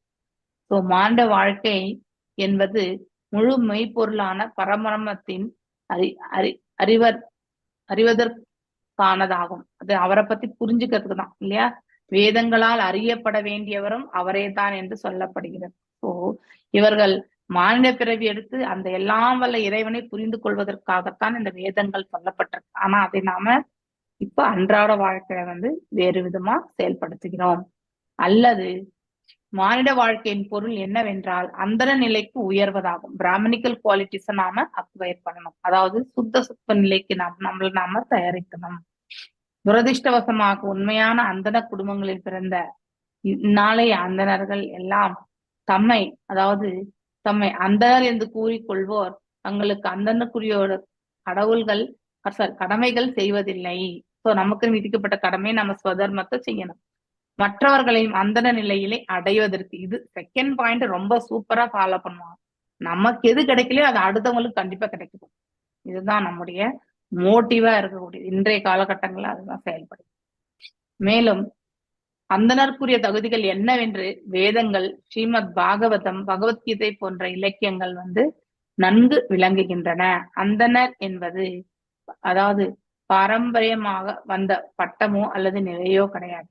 எல்லாருமே வந்து சூதரா இருக்கிறவங்க கூட அதை ட்ரை பண்ணலாம். ஆனா அதுக்கான ப்ரொசீஜர்ஸ் எல்லாம் ஃபாலோ பண்ணணும் இல்லையா, ரூல்ஸ். அந்தணன் என்பது பரம்பரையாக வந்த பட்டமோ அல்லது நிலையோ கிடையாது. இட்ஸ் நாட் எனி டிகிரி இல்லையா. பிராமணா இருக்கிறது அந்தனர் அல்லது குடும்பத்தில் பிறந்த ஒருவன், அதாவது புராணம் சூத்திர குடும்பத்தில் பிறந்தவன். ஸோ அதற்கு தகுதியுள்ள குருவினை அடைந்து அவர் அறிவுரைகளின்படி நடந்து அந்தணனாக மாற வேண்டும் என்று முயன்றால் அந்தணர் என்று கூறிக்கொள்பவர் அதனை ஆட்சேபிக்கின்றனர் இல்லையா. அதாவது பேசிக்கலி பிறப்பால மட்டும்தான் ஏற்றுக்கொள்ளக்கூடிய பக்கம் இவங்களுக்கு உண்டு. உண்மையிலே ஞானத்திலோ ஒரு பெரிய நிலையில் அடைந்ததை அவர்களால ஏற்றுக்கொள்ள முடியாது. தகுதியுள்ள குருவினை அடைந்து அவர் அறிவுரையின்படி இல்லையா, தத்வித்தி பிரணிபாத்தேனா பரிபிரஷ்னேன சேவையா இல்லையா, அடக்கத்தோட கேள்விகள் கேட்டு அறிந்து கொள்ள வேண்டும். ஏனென்றால் அந்த குரு உள்ளதை உள்ளபடி உணர்ந்திருப்பவர். அவரால் மட்டும்தான் நமக்கு சரியான ஒரு வழியை காட்ட முடியும். சோ அது ரொம்ப ரொம்ப முக்கியம். மேலும் இப்படிப்பட்ட அந்தணர்களே நித்தியம் நந்தியம் பெருமானால் சபிக்கப்பட்டு எதனை உண்பது எதனை உண்ணக்கூடாது என்பதை வேதமற்று அதாவது வேதமற்று அழிகின்ற நமது உடலை குடும்பத்தையும் அதாவது காப்பதற்காக வாழ்கின்றனர் இல்லையா. இங்க நம்ம ஸ்வதர்மம் எதற்காக உபயோகப்படுத்துறோம்? அங்கே பக்தி கிடையாது, வெறுமனே நம்முடைய புலன்களையும் நம் குடும்பத்தில் இருக்கிறவங்களையும் ரட்சிக்கிறதுக்காக செய்யறோம். ஆனால் அதை இறைவனை மையமாக வைத்து செய்தால் நமக்கு அதாவது நம்ம உன்னதமான பாதையில் செல்வதற்கான மார்க்கம் என்பது கிடைக்கப்பெறும். அதை விடுத்துட்டு நாம தான் செய்யறோம், ஐ எம் த டூயர் நினைக்கிறவங்க கடினமான ஒரு சூழ்நிலையை எதிர்கொள்ள வேண்டும். இவ்வாறு பந்தப்பட்ட சீர்குலைந்த ஆத்மாக்கள் எல்லாம் தம்மை அந்தனர் என்று அழைத்துக் கொள்ளும் தகுதியே இல்லாதவர்கள். எஸ் இல்லையா, பிறப்பால மட்டும் அந்தனர் என்பதை நாம ஏற்றுக்கொள்ள கூடாது. பை த குவாலிட்டிஸ், பிராமணிக்கல் குவாலிட்டிஸால தான் அவங்க உண்மையிலேயே பிராமின் அப்படின்றத நம்ம ஐடென்டிஃபை பண்ணணும். அதுதான் ரொம்ப ரொம்ப முக்கியம் ஆக்சுவலி. மேலும் கலியுகத்தில் இவர்களே தம்மை அந்தந்தர்களின் அழைத்துக் கொள்வதோடு உண்மையிலே ஒருவன் அதாவது அந்தனருக்குரிய தகுதியினை அடைய முயற்சி செய்தால் அவனுக்கு தடையாக விளங்கவும் கின்றனர் இல்லையா. ஒருத்தர் செயல்படுத்தணும்னு நினைச்சு அவர் அந்த பாதையில போகணும்னு நினைச்சாலும் அடுத்தவர்கள் அதை செய்வதற்கு விடுவதே கிடையாது. இதுதான் நம்ம மனித எண்ணத்தினுடைய இயல்பு. அதை நாம தெரிஞ்சுக்குவோம். அவர் ராமானந்தராயிடம் அதாவது இப்ப சைதன்ய மகாபிரபு பத்தி பேசுறாங்க. இக்கொள்கையை அவர் கரெக்டா கடைபிடிச்சார். அதுல வரும்போது சைதன்யம் அதாவது Ramanandaray is not a normal person இல்லையா, இஸ் எலிவேட்டட் டிவோட்டி. ஆனாலும் அவருடைய பிறவி பயன் பிறவியினுடைய செயல்கள் எப்படிப்பட்டதுன்னாக்கா, அதாவது ஒரு பிராமணிக்கல் குவாலிட்டிஸ் எல்லாமே அவர் அக்வயர் பண்ணியிருந்தார். ஸோ அதனாலதான் சைத்தன்ய மகாபிரபு அவரை நல்லா ரெகக்னைஸ் பண்ணார். சரி, யாருடைய பாவம் ராமானந்தராய்? நீங்க எல்லாரும் படிச்சிருக்கீங்க. யாருடைய பாவம் அவர்? அர்ஜுனர் மாதாஜி. அர்ஜுனர் இல்லையா. சோ அங்கேயுமே இங்க சைத்தன்யர் யாரு? கிருஷ்ணா இல்லையா. அங்கேயும் அந்த அசோசியேஷன் என்பது. மேலும் ஒருவர் அந்தன குடும்பத்தில் பிறந்தாலும் அல்லது சூத்திர குடும்பத்தில் பிறந்தாலும், அவர் இல்லறத்தானாக இருந்தாலும் அல்லது துறவியாக இருந்தாலும் அவன் இருந்தாலும் அது பற்றி கவலை கிடையாது. அவன் கிருஷ்ணரை பற்றிய அறிவினை அதாவது அறிவியலை கற்றவராயிருந்தால், அந்த சயின்ஸை பத்தி தெரிஞ்சிருந்தா அவன் ஆன்மீக குருவாக இயலும் என்று அவனே குருவாகக்கூடிய தகுதியை பெறுகிறான் என்று சொல்லப்பட்டு. சோ இந்த நிலை சாதாரண நிலையில வரக்கூடியது கிடையாது, பக்குவம் அடைந்தவர்களுக்குத்தான் வரும். ஓகே. மேலும் சைத்தன்ய பிரபுவுக்கு இன்னொரு சூதரர் யாரு? அதாவது முஸ்லீம்ல இருந்து பிறந்தவர் ஹரிதாஸ் தாக்கூர். ரெண்டு பேருமே சூத்திர குடும்ப பிறப்பால் சூத்திரர்கள். ஆனால் by the qualities they are above they are Vaishnavas actually. So பிராமணனை விட இன்னும் ஹையர் லெவல். ஓகே. கோஸ்வாமிகள் என்று அழைக்கப்படுவோம் பகவான் சைத்தன்யனின் தலை மாணவர்களில் எல்லாம் அத்தனையுமே சமூகத்தில் நீக்கி வைக்கப்பட்டவர்களே. ஸோ ஏதோ வியடா பிஹேவ் பண்றாங்கன்ட்டு நீக்கி வைக்கப்பட்டவர்களே. ஆனால் சைத்தன்ய மகாபிரபு அவர் தன்னுடைய கருணையால் அவர்களை முதல் தல வைஷ்ணவர்களாக மாற்றிவிட்டார். That is the greatness of a guru. அவ்வளவு சுலபமானது கிடையாது. இது நம்ம படிச்சோம் இல்லையா. எஸ். தஸ்யை யவம் வதத சாபம் ஸ்ருத்வா த்விஜகுலயா வை ப்ருகு பிரத்யஸ்ருஜச்சாபம் பிரம்மதண்டம்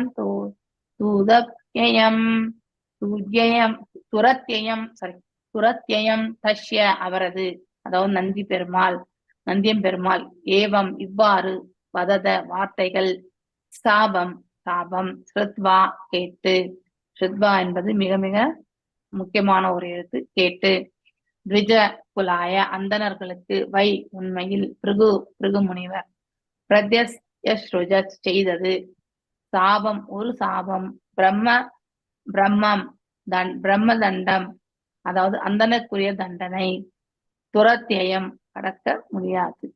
ஸோ துரத்தியா மமமாய துரத்தியா இல்லையா, நம்ம படிச்சிருக்கோம் பகவத்கீதையில. ஸோ இட் இஸ் வெல்லுதற்கரியது இல்லையா, கடந்து செல்வதற்கரியது, அதுதான் துரத்தியா. பரம்பரை அந்தணர்கள் அனைவரும் நந்தியம் பெருமானால் இவ்வாறு சபிக்கப்பட்டதை கேட்ட பிறகு பிருகு முனிவர் சிவபெருமானின் அடியவர்களை அவர் பங்குக்கு கடுமையான ஒரு சாபத்தை கொடுக்கிறார். இவங்க எல்லாம் அசுரர்கள் இல்லையா, அஜ்ஞானத்தில் இருப்பவர்கள் அப்படிங்கிற ஒரு சாபத்தை கொடுக்கிறார். பிரம்ம தண்டம் அல்லது அந்தணனின் சாபம் எப்பொழுதுமே அது மாற்றி அமைக்க முடியாது இல்லையா. துரத்தியா என்னும் சொல் இங்கு குறிப்பாக பயன்படுத்தப்பட்டிருக்கிறது. அந்தணனின் சாபமானது மிகவும் கடுமை. அந்தணர்கிட்ட சாபத்தை வாங்கிக்க கூடாது எப்பவுமே. ஆகையால் அது துரத்தியா, அதாவது கடக்க முடியாதது. பகவத்கீதையில் பகவான் இறைவனின் விதிகள் எவ்வாறு கடக்க முடியாதோ அதுபோல அந்தணனின் சாபம் கடக்க முடியாது. இது அந்தணன் சாபத்தை நம்மள மாற்றி அமைக்க முடியாது, அதை நாம அனுபவித்தான் ஆக வேண்டும் இல்லையா. அதுதான் நம்ம தெரிஞ்சுக்க வேண்டியதுனால்தான் we should not do any தவறுகள் இழைக்கக்கூடாது. அவங்களுக்கு நம்ம என்ன செய்யறோமோ ஆஸ்டாரிட்டிஸ அதற்கு அவங்க மனசு குளிர்ந்தபடி நம்ம அதற்கான வெகுமதியையும் நாம கண்டிப்பா வழங்கணும். அங்கதான் ஜெனரலி இவ்வளவா அவ்வளவான்ற அந்த ஆர்ப்பாட்டங்கள் நிகழக்கூடிய ஒன்று. மேலும் பகவத்கீதையில பௌதிக உலகில் சாபமோ வரமோ ரெண்டுமே ஒண்ணுதான். சாபத்திற்கும் நாம் அனுபவிக்கணும், வரத்துக்கும் நாம் அனுபவிக்கணும், கொடுப்பவர்களும் அனுபவிக்கணும், பெறுபவர்களும் அனுபவிக்கணும். அதனால ரெண்டுமே ஈக்குவல் தான். அதனால இதுல எந்த பேதமாவும் கிடையாது. அனுபவிக்க வேண்டும் என்ற விதத்துல இருந்து நாம் நோக்கும் பொழுது அதை நாம தவிர்க்கவே முடியாது இல்லையா. சோ அப்படிப்பட்ட இதுல நாம கண்டிப்பா சாபமும் மற்றும் வரமும் ஒன்றுதான் அப்படிங்கிறத தெரிஞ்சுக்கணும். மேலும் சத்தியன சரித்தாமிர்தம் பௌதிக உலகில் ஏற்பட்டுள்ள சாபமாயினும் அல்லது வரமாயினும் ஒன்றே ஒன்று என்று ஒரே தன்மை அப்படின்னா எந்த டிஃபரன்ஸும் கிடையாது. சாபத்திற்கும் நாம கண்டிப்பா அவசரப்படணும், அதே மாதிரி வாழ்த்துக்கு கூட நாம கண்டிப்பா அனுபவிக்கணும். ரெண்டுமே ஆன வரைக்கும் வாழ்த்துக்களை பெற நம்ம முயற்சி பண்ணணும்.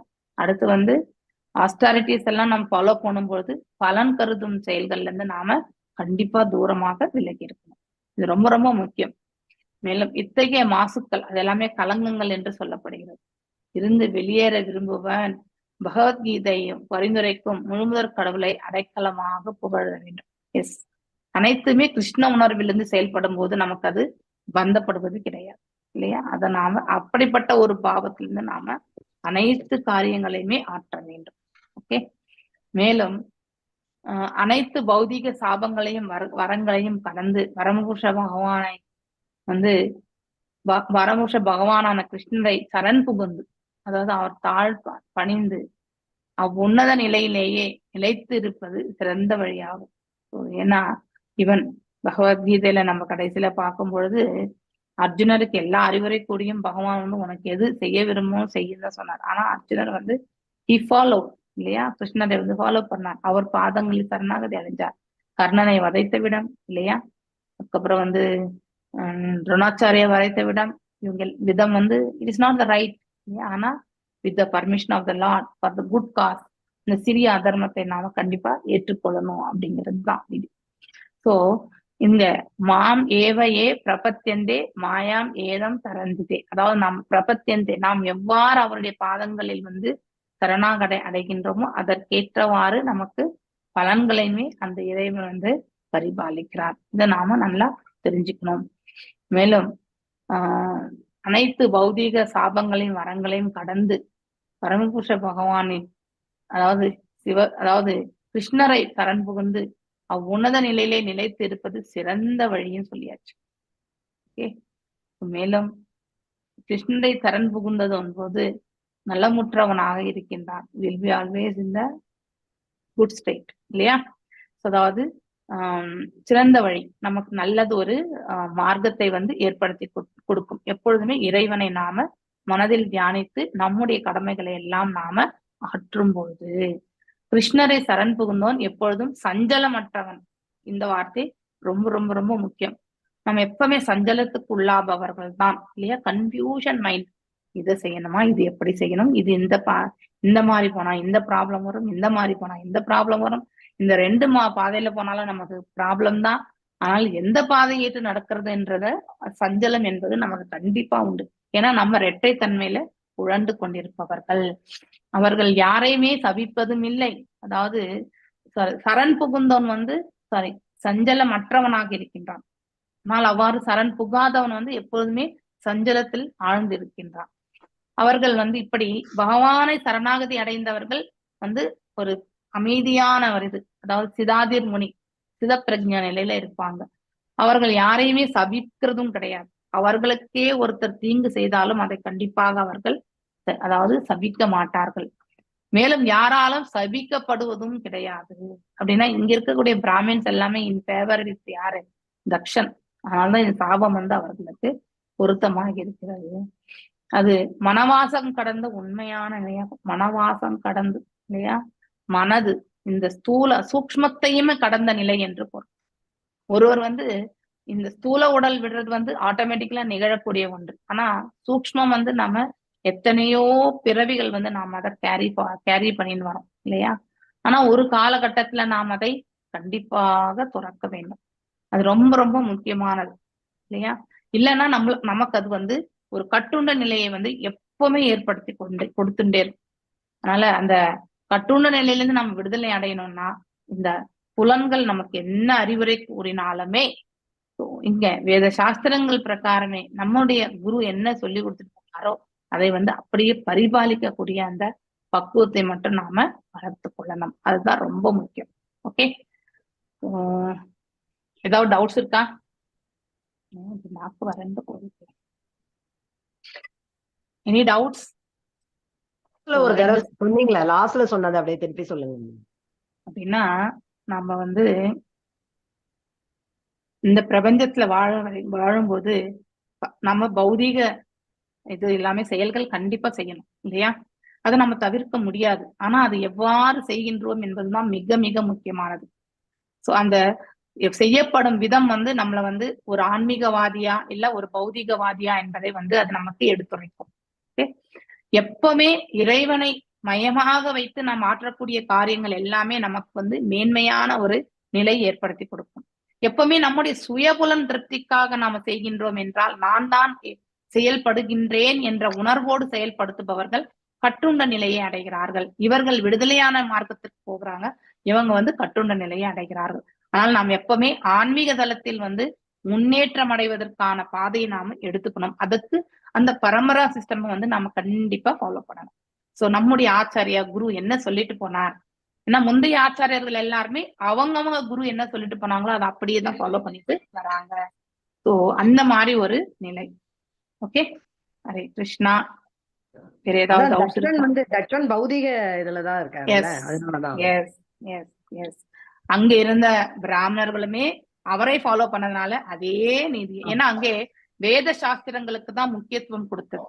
நீங்க 15th சாப்டர் பகவத்கீதை படிச்சீங்கன்னா கூட வேத சாஸ்திரங்கள் எல்லாருமே ஃபிளவரி வேர்ட்ஸ் அப்படின்னு தான் சொல்லுவோம். அப்படின்னா பலன் கருதும் நிலைகளைத்தான் எடுத்துரைக்கும். இதை செய்தா இதுக்கு ரெமெடி, இதை செய்தா இதுக்கு ரெமெடி அப்படிங்கிற மாதிரிதான் இருக்குமே ஒழிய இறைவனை புரிந்து கொள்வதற்கு என்ற அந்த கருத்தை நாம ஆழ்ந்து சிந்திக்கிறதே கிடையாது. ஆனா 15th ஸ்லோகம் அதுதான் நமக்கு சொல்லும் இல்லையா? வேதங்களால் அறியப்பட வேண்டியவன் நானே, வேதங்களை தொகுத்தவனும் நானே இல்லையா?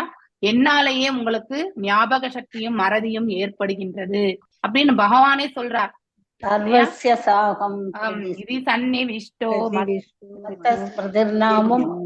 அபோகனம்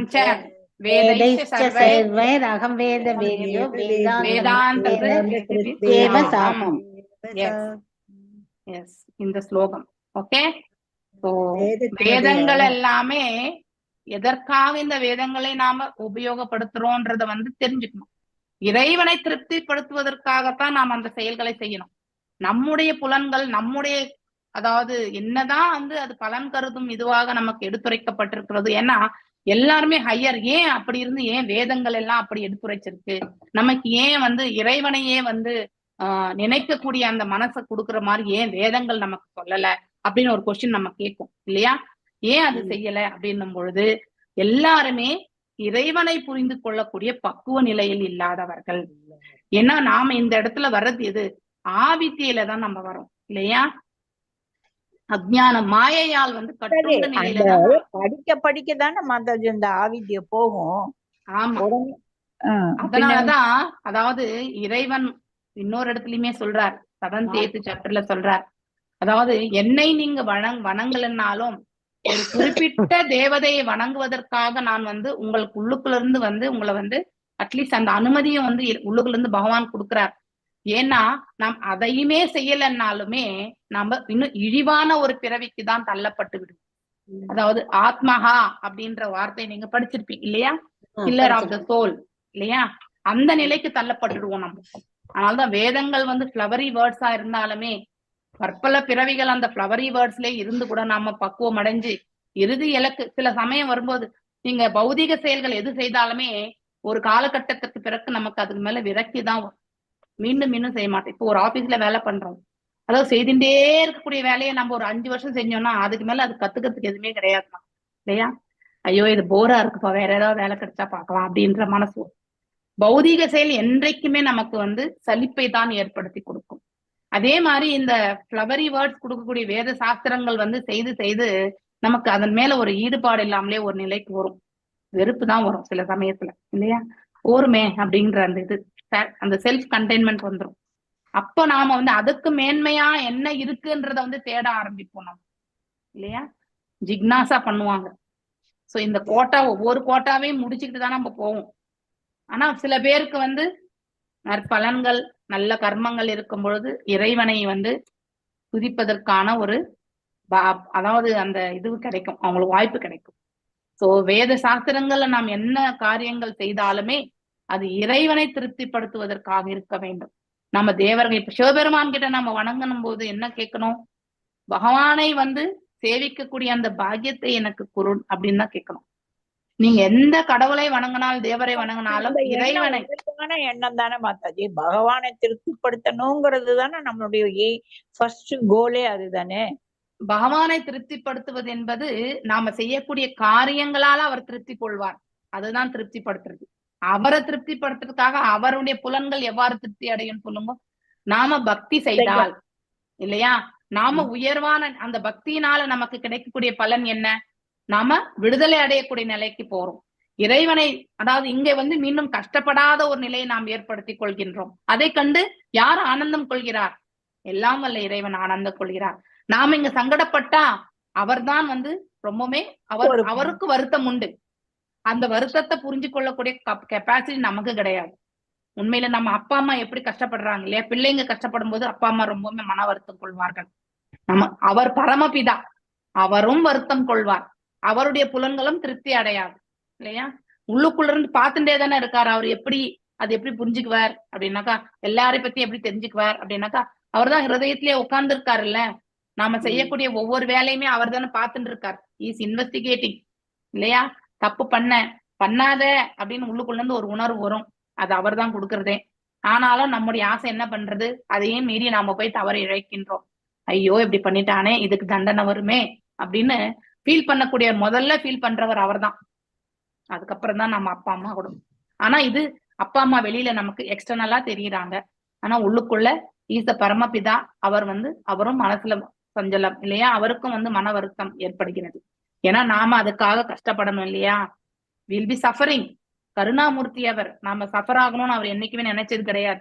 நிறைய பேர் வந்து சொல்லுவார், இறைவன் ஏன் என்னை வந்து இவ்வளவு கஷ்டப்படணும்னு வைக்கிறார், அவர் ஏன் நான் வந்து இவ்வளவு அனுபவிக்கணும்னு நினைக்கிறார், அவர் கண்ணே இல்லையே இப்படிலாம் நிறைய பேசுவோம். ஆனா உண்மையிலே அவர் கண்ணு நெல்லாரா இருக்கு. அவர் எல்லா பக்கமே இஸ் ஆம்னிசியன்ட், ஆம்னிபொட்டன்ட் இல்லையா?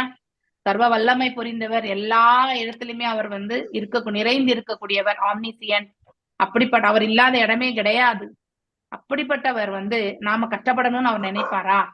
கிடையாது. நாம தான் இங்க வந்து அனுபவிக்கணும், சுகத்தை அனுபவிக்கணும்னு வந்திருக்கோம். அந்த சுகத்தை வந்து பக்குவமா அனுபவிச்சு நம்ம கிட்ட திரும்பி வந்துடணும்னு நினைக்கிறார். அதுக்காக தான் தன்னை வழிபடுன்னு சொல்றார். சர்வதர்மான் பரித்யஜ்ஞம் மாம் ஏக்கம் சரணம் ரஜா அப்படின்னு சொல்லிட்டார் அவர் ஆல்ரெடி. ஆனா அதை வந்து அப்ப எல்லா தர்மத்தையும் விட்டுரு அப்படின்னா அப்படிலாம் நம்ம வந்து மீனிங் எடுத்துக்கிறோம். ஆனா உண்மையிலே எல்லா தர்மத்தையுமே வந்து நாம வந்து பக்குவமாக கொண்டு அவரை எண்ணிக்கொண்டு நாம் மாற்ற வேண்டும். அதுதான் உண்மையான நிலை. சோ மேலும் அந்த தர்மத்தையே எண்ணிக்கொண்டு நம்ம செய்யக்கூடாது. பகவான் பாதங்களில் நாம் சரணடையும் பொழுது இந்த கர்மயோகம், ஞான யோகம், பக்தி யோகத்தை எல்லாமே பக்குவமாக அவர் செயல்படுத்த வச்சிருவார். He will give that knowledge. அதுதான் வந்து அர்ஜுனருக்கு சொல்றார், நீ எல்லாத்தையுமே விடுத்து என் பாதங்களில் சரணடை. அதுக்கப்புறம் அவர் வந்து அவருடைய கர்மத்தை வந்து செயல்படுத்த வச்சாரா இல்லையா? அர்ஜுனன் வந்து இல்லையா, அர்ஜுனனை செயல்படுத்த வச்சாரா இல்லையா? பீஷ்மரை கொன்றாங்க இல்லையா? அடுத்தது துரோணாச்சாரியாரை இவங்களெல்லாம் வெல்லவே முடியாது. கர்ணனும் வில்விதையில் வந்து மிகவும் சிறப்பானவன். அவனை கொல்வதும் வந்து அவ்வளவு சுலபமானது கிடையாது. ஆனாலும் இறைவன் சொன்னபடி அது தர்மமா அதர்மமா என்பதெல்லாம் செகண்டரி. அவர் சொன்னாரா செய், அவ்வளவுதான். இந்த மாதிரி ஒரு நிலையில அவர், ஏன்னா பாவத்துல இருந்து விடுவிக்கக்கூடிய ஒரு, அவர் சொல்றது இந்த உலக நன்மைக்காக செயல்படுத்தினார். அதுல இறைவனுடைய நன்மைக்கு எதுவுமே கிடையாது. இங்க இருக்கக்கூடிய மனிதர்களுடைய மேன்மையான நிலைக்கு தான் அது செயல்படுத்தப்பட்டது. சோ எந்த ஒரு செயலுமே இறைவனுடைய, அதாவது உன்னதமான நிலைக்கு, இறைவனுடைய திருப்திக்காகவும் இந்த பிரபஞ்ச நன்மைக்காகவும் செயல்படுத்தப்படுகிறதோ அதுதான் வந்து தர்மமே. சோ அங்க இடத்துல வந்து நம்ம அதை யோசிக்கணும். ஓகே, அர்ஜுனனும் வந்து அவன் வந்து அந்த தேரை வந்து சக்கரை வந்து புழுதியில வந்து போய் பதிஞ்ச பிறகு எடுக்கணும் இல்லையா? எடுக்கணும்னும் பொழுது அந்த சமயத்துலதான் வந்து அதாவது கிருஷ்ணர் சொல்வார், எஸ் நீ வந்து இப்ப அம்பு எய், இந்த சனத்தை விட்டன்னா அவனை நீ கண்டிப்பா வந்து கொல்ல முடியாது அப்படிங்கிறத வந்து உணர்ந்தறி. ஆனா அவன் இருந்தா இன்னும் மகாபாரத போர் வந்து எத்தனையோ, அதாவது நாட்கள் வந்து நிகழ்ந்த வண்ணமே இருக்கும் இல்லையா? அதனால வந்து ஒரு நிறைவு என்பது வராது, முடிவே வந்திருக்காது. அதாவது ஒரு பெரிய தர்மத்தை வந்து ஸ்தாபிக்கணும்னா சில அதர்மம் என்பது செயல்படுத்தணும்னா அதுவே தர்மம் ஆகிடும். எஸ், அதாவது தண்டனையாக வந்து அது வழங்கப்பட்டது அந்த இடத்துல. சோ சிறு அதர்மம் என்பது ஒரு தர்மத்திற்காக ஆற்றும் போது அது தர்மமாகவே மாறிவிடுகிறது இல்லையா? இன்னும் பேரழிவு, இன்னும் நிறைய சஃபரிங் வந்து ஆகிறத விட இந்த ஒரு நாள்ல முடிக்கிறது தான் பெரிய விஷயம் இல்லையா? கர்ணன் மறைந்த பிறகு சல்யன் வந்து ஒரே நாள் தான் இல்லையா? சல்யன் வந்து அடுத்த நாளே முடிச்சுட்டாங்க. அதுக்கப்புறம் யாருமே கிடையாது அந்த இடத்துல. சோ இந்த மாதிரி ஒரு சூழ்நிலை வந்து நாம தெரிஞ்சுக்கணும். எதையுமே இறைவன் சொல்றாருன்னா அதை நாம ஏற்றுக்கொள்ளக்கூடிய பக்குவம் இருக்கணும். உள்ளுக்குள்ள இருந்து நமக்கு உசிதமான ஒரு உத்தரவு வருதுன்னா அதை தான் நம்ம செயல்படுத்தணும். நம்முடைய, அதாவது குணாதிசயத்துக்கு ஏற்றவாறு, நம்முடைய மனசு வேண்டுகின்றது என்பதுக்கு ஏற்றவாறு ஒரு செயலை இதுதான் ரைட்டு நினைச்சுன்னு நம்ம செய்து என்ன பண்றோம், அதாவது பாதாளத்துல போய் விழறோம் நம்ம இல்லையா? தவறுகள் இழைக்கின்றோம், பாவத்தை வந்து சுமக்கின்றோம். சோ உண்மையிலே பகவானுடைய புலன்களை திருப்திப்படுத்துவது என்னவென்றால், நாம் எப்போ வந்து ஒரு உன்னதமான நிலையை அடைகிறோமோ அதுதான் பகவானுக்கு திருப்தி கொள்ளும். அதுதான் அவருக்கு சந்தோஷமே. மீண்டும் வந்து நாம இந்த இடத்துல வந்து பிறக்காம, அதாவது சங்கடப்படாம உன்னதமான ஒரு நிலையை அடையிறோம்னா அது பகவானுக்கு திருப்தி. அதுதான் பகவான் நமக்கு கொடுக்கிறார். அது மேன்மையான திருப்தி இல்லையா? சோ அதை நாம தெரிஞ்சுக்கணும். எதை செய்தால் பகவான் திருப்தி கொள்வார் என்பதை நாம அலசி ஆராயணும். நாம நல்ல தர்ம காரியங்கள் செய்தாலும், தர்மம் என்றால் தான தர்மங்கள் கிடையாது, நாம செய்யக்கூடிய ஒவ்வொரு செயலுத்தையுமே உசிதமான தர்மத்தை நாம வந்து பரிபாலிக்கணும். ஸ்டாண்டர்டா இதுதான் அப்படின்னு நம்ம வந்து பிக்ஸ் பண்ணிக்க கூடாது. அந்தந்த சூழ்நிலைகளுக்கு ஏற்றவாறு உசிதமான தர்மம் எதுவோ அதை நம்ம கண்டிப்பா பரிபாலிக்கணும். இப்ப இன்னைக்கு அது தர்மமா தெரியறது வந்து நாளைக்கு அது வந்து வேறு ஒரு சூழ்நிலையில வந்து அது அதர்மமாக தெரியும். அதனால ஸ்டாண்டர்ட் இன்ஸ்ட்ரக்ஷன்ஸ் எல்லாம் வச்சுக்க கூடாது, அது தவறு இல்லையா? சோ உசிதமான தர்மம் மற்றும் இதெல்லாம் நமக்கு எவ்வாறு அது உசிதமான தர்மம் என்று புரிந்து கொள்வதற்கு உள்ளுக்குள்ள இருந்து அவர் வழி நடத்துவார். அதனால சாதன பக்தியை வந்து பக்குவமா செய்யணும் நம்ம இல்லையா? அதுல இருந்து பாவ பிரேமைக்கு நம்ம வந்து எடுத்துட்டு போகணும் இல்லையா? சோ அந்த காலகட்டம் எக்ஸாம்பிள் சொல்லணும்னா, அதாவது சூத்திரர்கள் எல்லாமே கோயிலுக்குள்ள விடாமதான் இருந்தாங்க. ஏன்னா அதற்கான காரணம் இருந்தது. அவர்கள் தூய்மையற்ற நிலையில இருந்தாங்க உடல் ரீதியாகவே இல்லையா? குளிக்க மாட்டாங்க, கிளீனா இருக்க மாட்டாங்க, கிளீன்லினஸ் இல்லாதனால உள்ள விட மாட்டாங்க. அதுதான் உண்மையான காரணமா இருந்துச்சு. ஆனா அந்த உண்மையான காரணத்தையே விடுத்துட்டு அந்த சூத்திரனா இருந்தாலும் அவன் வந்து தூய்மையா வந்தா அவனை உள்ள விடாம வந்து ஒரு ஸ்டாண்டிங் இன்ஸ்ட்ரக்ஷன் வச்சுட்டாக்கா, தட் இஸ் நாட் ரைட் இல்லையா? சோ நாம உயர்வான குலத்துல இருந்து நாம தூய்மையற்ற இருந்தா கூட நாம உள்ள போயிடுவோம். தட் இஸ் நாட் ரைட் இல்லையா? சோ அந்தந்த சூழ்நிலைக்கு ஏற்றவாறு அதை நாம கண்டிப்பா அலசி ஆராயணும். சோ பிளைண்டா வந்து ஒரே இது வந்து எக்ஸாம்பிள் நம்ம அதாவது கிருஷ்ணரே எடுத்துட்டா கூட அவர் ஆயுதம் ஏந்த மாட்டேன்னு தான் சொன்னார் இல்லையா? ஆனா அது அப்படியே அவர் பரிபாலிக்கணும்னு நினைக்கவே இல்லைல்ல. பீஷ்மர் வந்து எதிர்த்தரப்புல இருக்கக்கூடிய எல்லாரையுமே துவம்சம் பண்ணிட்டு இருக்கார். இப்போ அவரை விட்டா இந்த ஃபுல் பாண்டவர்களுடைய சேனை முழுதுமே போயிடும். அவர் மரணிக்கவில்லை என்றால் போரும் வந்து நிறைவடையாது, துரியோதனன் தான் ஆண்டு இருப்பான். அப்புறம் தர்மத்தை எப்படி ஸ்தாபிக்கிறது இல்லையா? அதனாலதான் அவர் என்ன பண்றார், வண்டி சக்கரத்தை வந்து எடுத்தார். சோ அத நம்ம இதுல படிச்சோம் இல்லையா, ஃபர்ஸ்ட் கேண்டோலே வருது. இதெல்லாம் நம்ம தெரிஞ்சுக்கணும். ஏன் பகவான் வந்து ஆயுதம் ஏந்த மாட்டேன் என்ற ஆயுதத்தை ஏந்தினார்? அதாவது அந்த பிரதிஜையே வேஸ்ட், அது வேஸ்ட். அப்படிப்பட்ட ஒரு அதாவது சத்தியத்தை நம்ம வந்து சத்திய பிரமாணத்தை வந்து காக்க வேண்டிய அவசியமே கிடையாது. அதாவது தர்மமே நிலை குளிஞ்சுன்னு இருக்கும் பொழுது நான் கொடுத்த சத்தியத்தை மட்டுமே காப்பாற்றணும்னு நினைச்சுன்ற எக்ஸாம்பிள் இவர் தான் பீஷ்மரே இல்லையா? அவர் வந்து அந்த பிரம்மச்சரியத்தை உடை தெரிந்திருந்தா இந்த மகாபாரத போரே வந்திருக்காது. அவருடைய பிள்ளைகள் வந்து நல்ல விதத்துல ஆண்டிருப்பாங்க இல்லையா? சோ அந்த இத நிலையை நம்ம பார்க்கணும். மேலும் பாண்டுவும் கூட வந்து அந்த அதாவது அவர் குவாலிபிகேஷனே இல்லைன்னு நினைச்சிட்டு சாபம் இல்லையா, ஒரு முனிவருடைய சாபத்தால வந்து ஒரு ஜீவனை வந்து நம்ம வந்து தெரியாம கொண்டுட்டோமே அப்படிங்கிற அந்த நிலையில இருக்கும் பொழுது சோ மீண்டும் வந்து அவர் அரச பதவியில இருந்துட்டு அவர் காட்டு நோக்கி போயிட்டார். அவர் சந்நியாசம் ஏற்காம அதாவது ஒழுங்கா அந்த அந்த இதை வந்து கடைசி வரைக்கும் பரிபாலிச்சுட்டு இருந்திருந்தா அவருடைய சந்ததியரை வந்து அவர் எடுத்துட்டு போயிருப்பார். திருதராஷ்டனுக்கு 100 பிள்ளைகள் இருந்திருந்தாலுமே அவர் அரசனாக இருந்திருந்தா கடைசி வரைக்குமே இவர் யுதிஷ்டர் வந்து அரசனாவதற்கு வந்து வாய்ப்பு வந்து இந்த மாதிரி கேட்டு பெறணும்ன்ற சூழ்நிலையே இருந்திருக்காரு இல்லையா? சோ எதையுமே நாம அந்தந்த சூழ்நிலையில வந்து செய்ய வேண்டிய இது. சோ நம்ம ஒரு கொள்கையை எடுத்துக்கிட்டு அதையே புடிச்சுட்டு உட்கார்ந்துருக்க கூடாதுன்றதுதான் பகவான் சொல்றதே. டைனமிக்லி வர்த்தமானம் அப்படின்னு சொல்லுவாங்க அந்த காலத்துல. மாதாஜி அதுக்கு தகுந்த மாதிரி நம்ம மாத்திக்கணும். அவர் பண்ணினது தப்பு இல்ல, தப்பு இருக்குதான் தண்டனை கிடைச்சது அவருக்கு. யாருக்கு?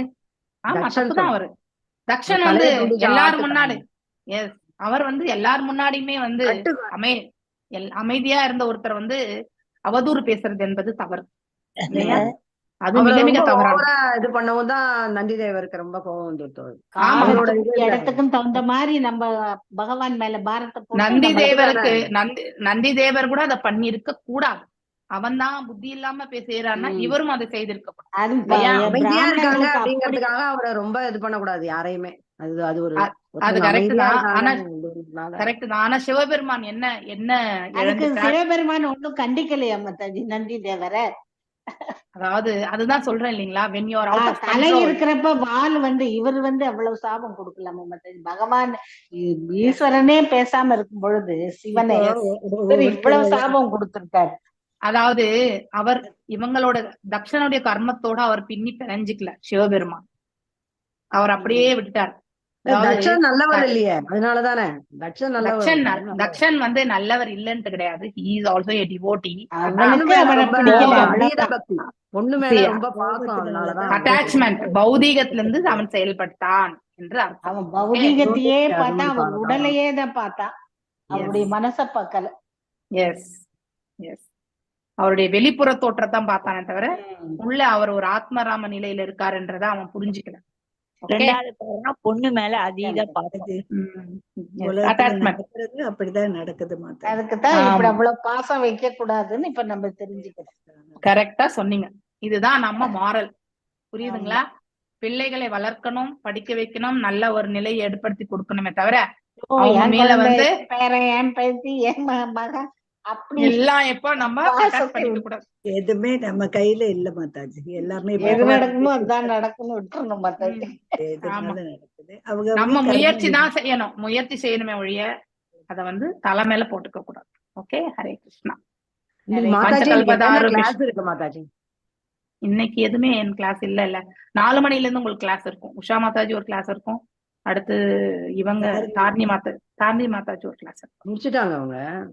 இன்னைக்கு வேற ஒண்ணு எடுப்பாங்க. நான் என்ன சஜஸ்ட் பண்ணேன்னா அதாவது புக், அதாவது பாகவதா அப்படின்னு ஒரு புக் இருக்கு இல்லையா, அது என்னது, அது ஒரு புக்கு. அப்புறம் வந்து சயின்ஸ் ஆஃப் செல்ஃப் ரியலைசேஷன்,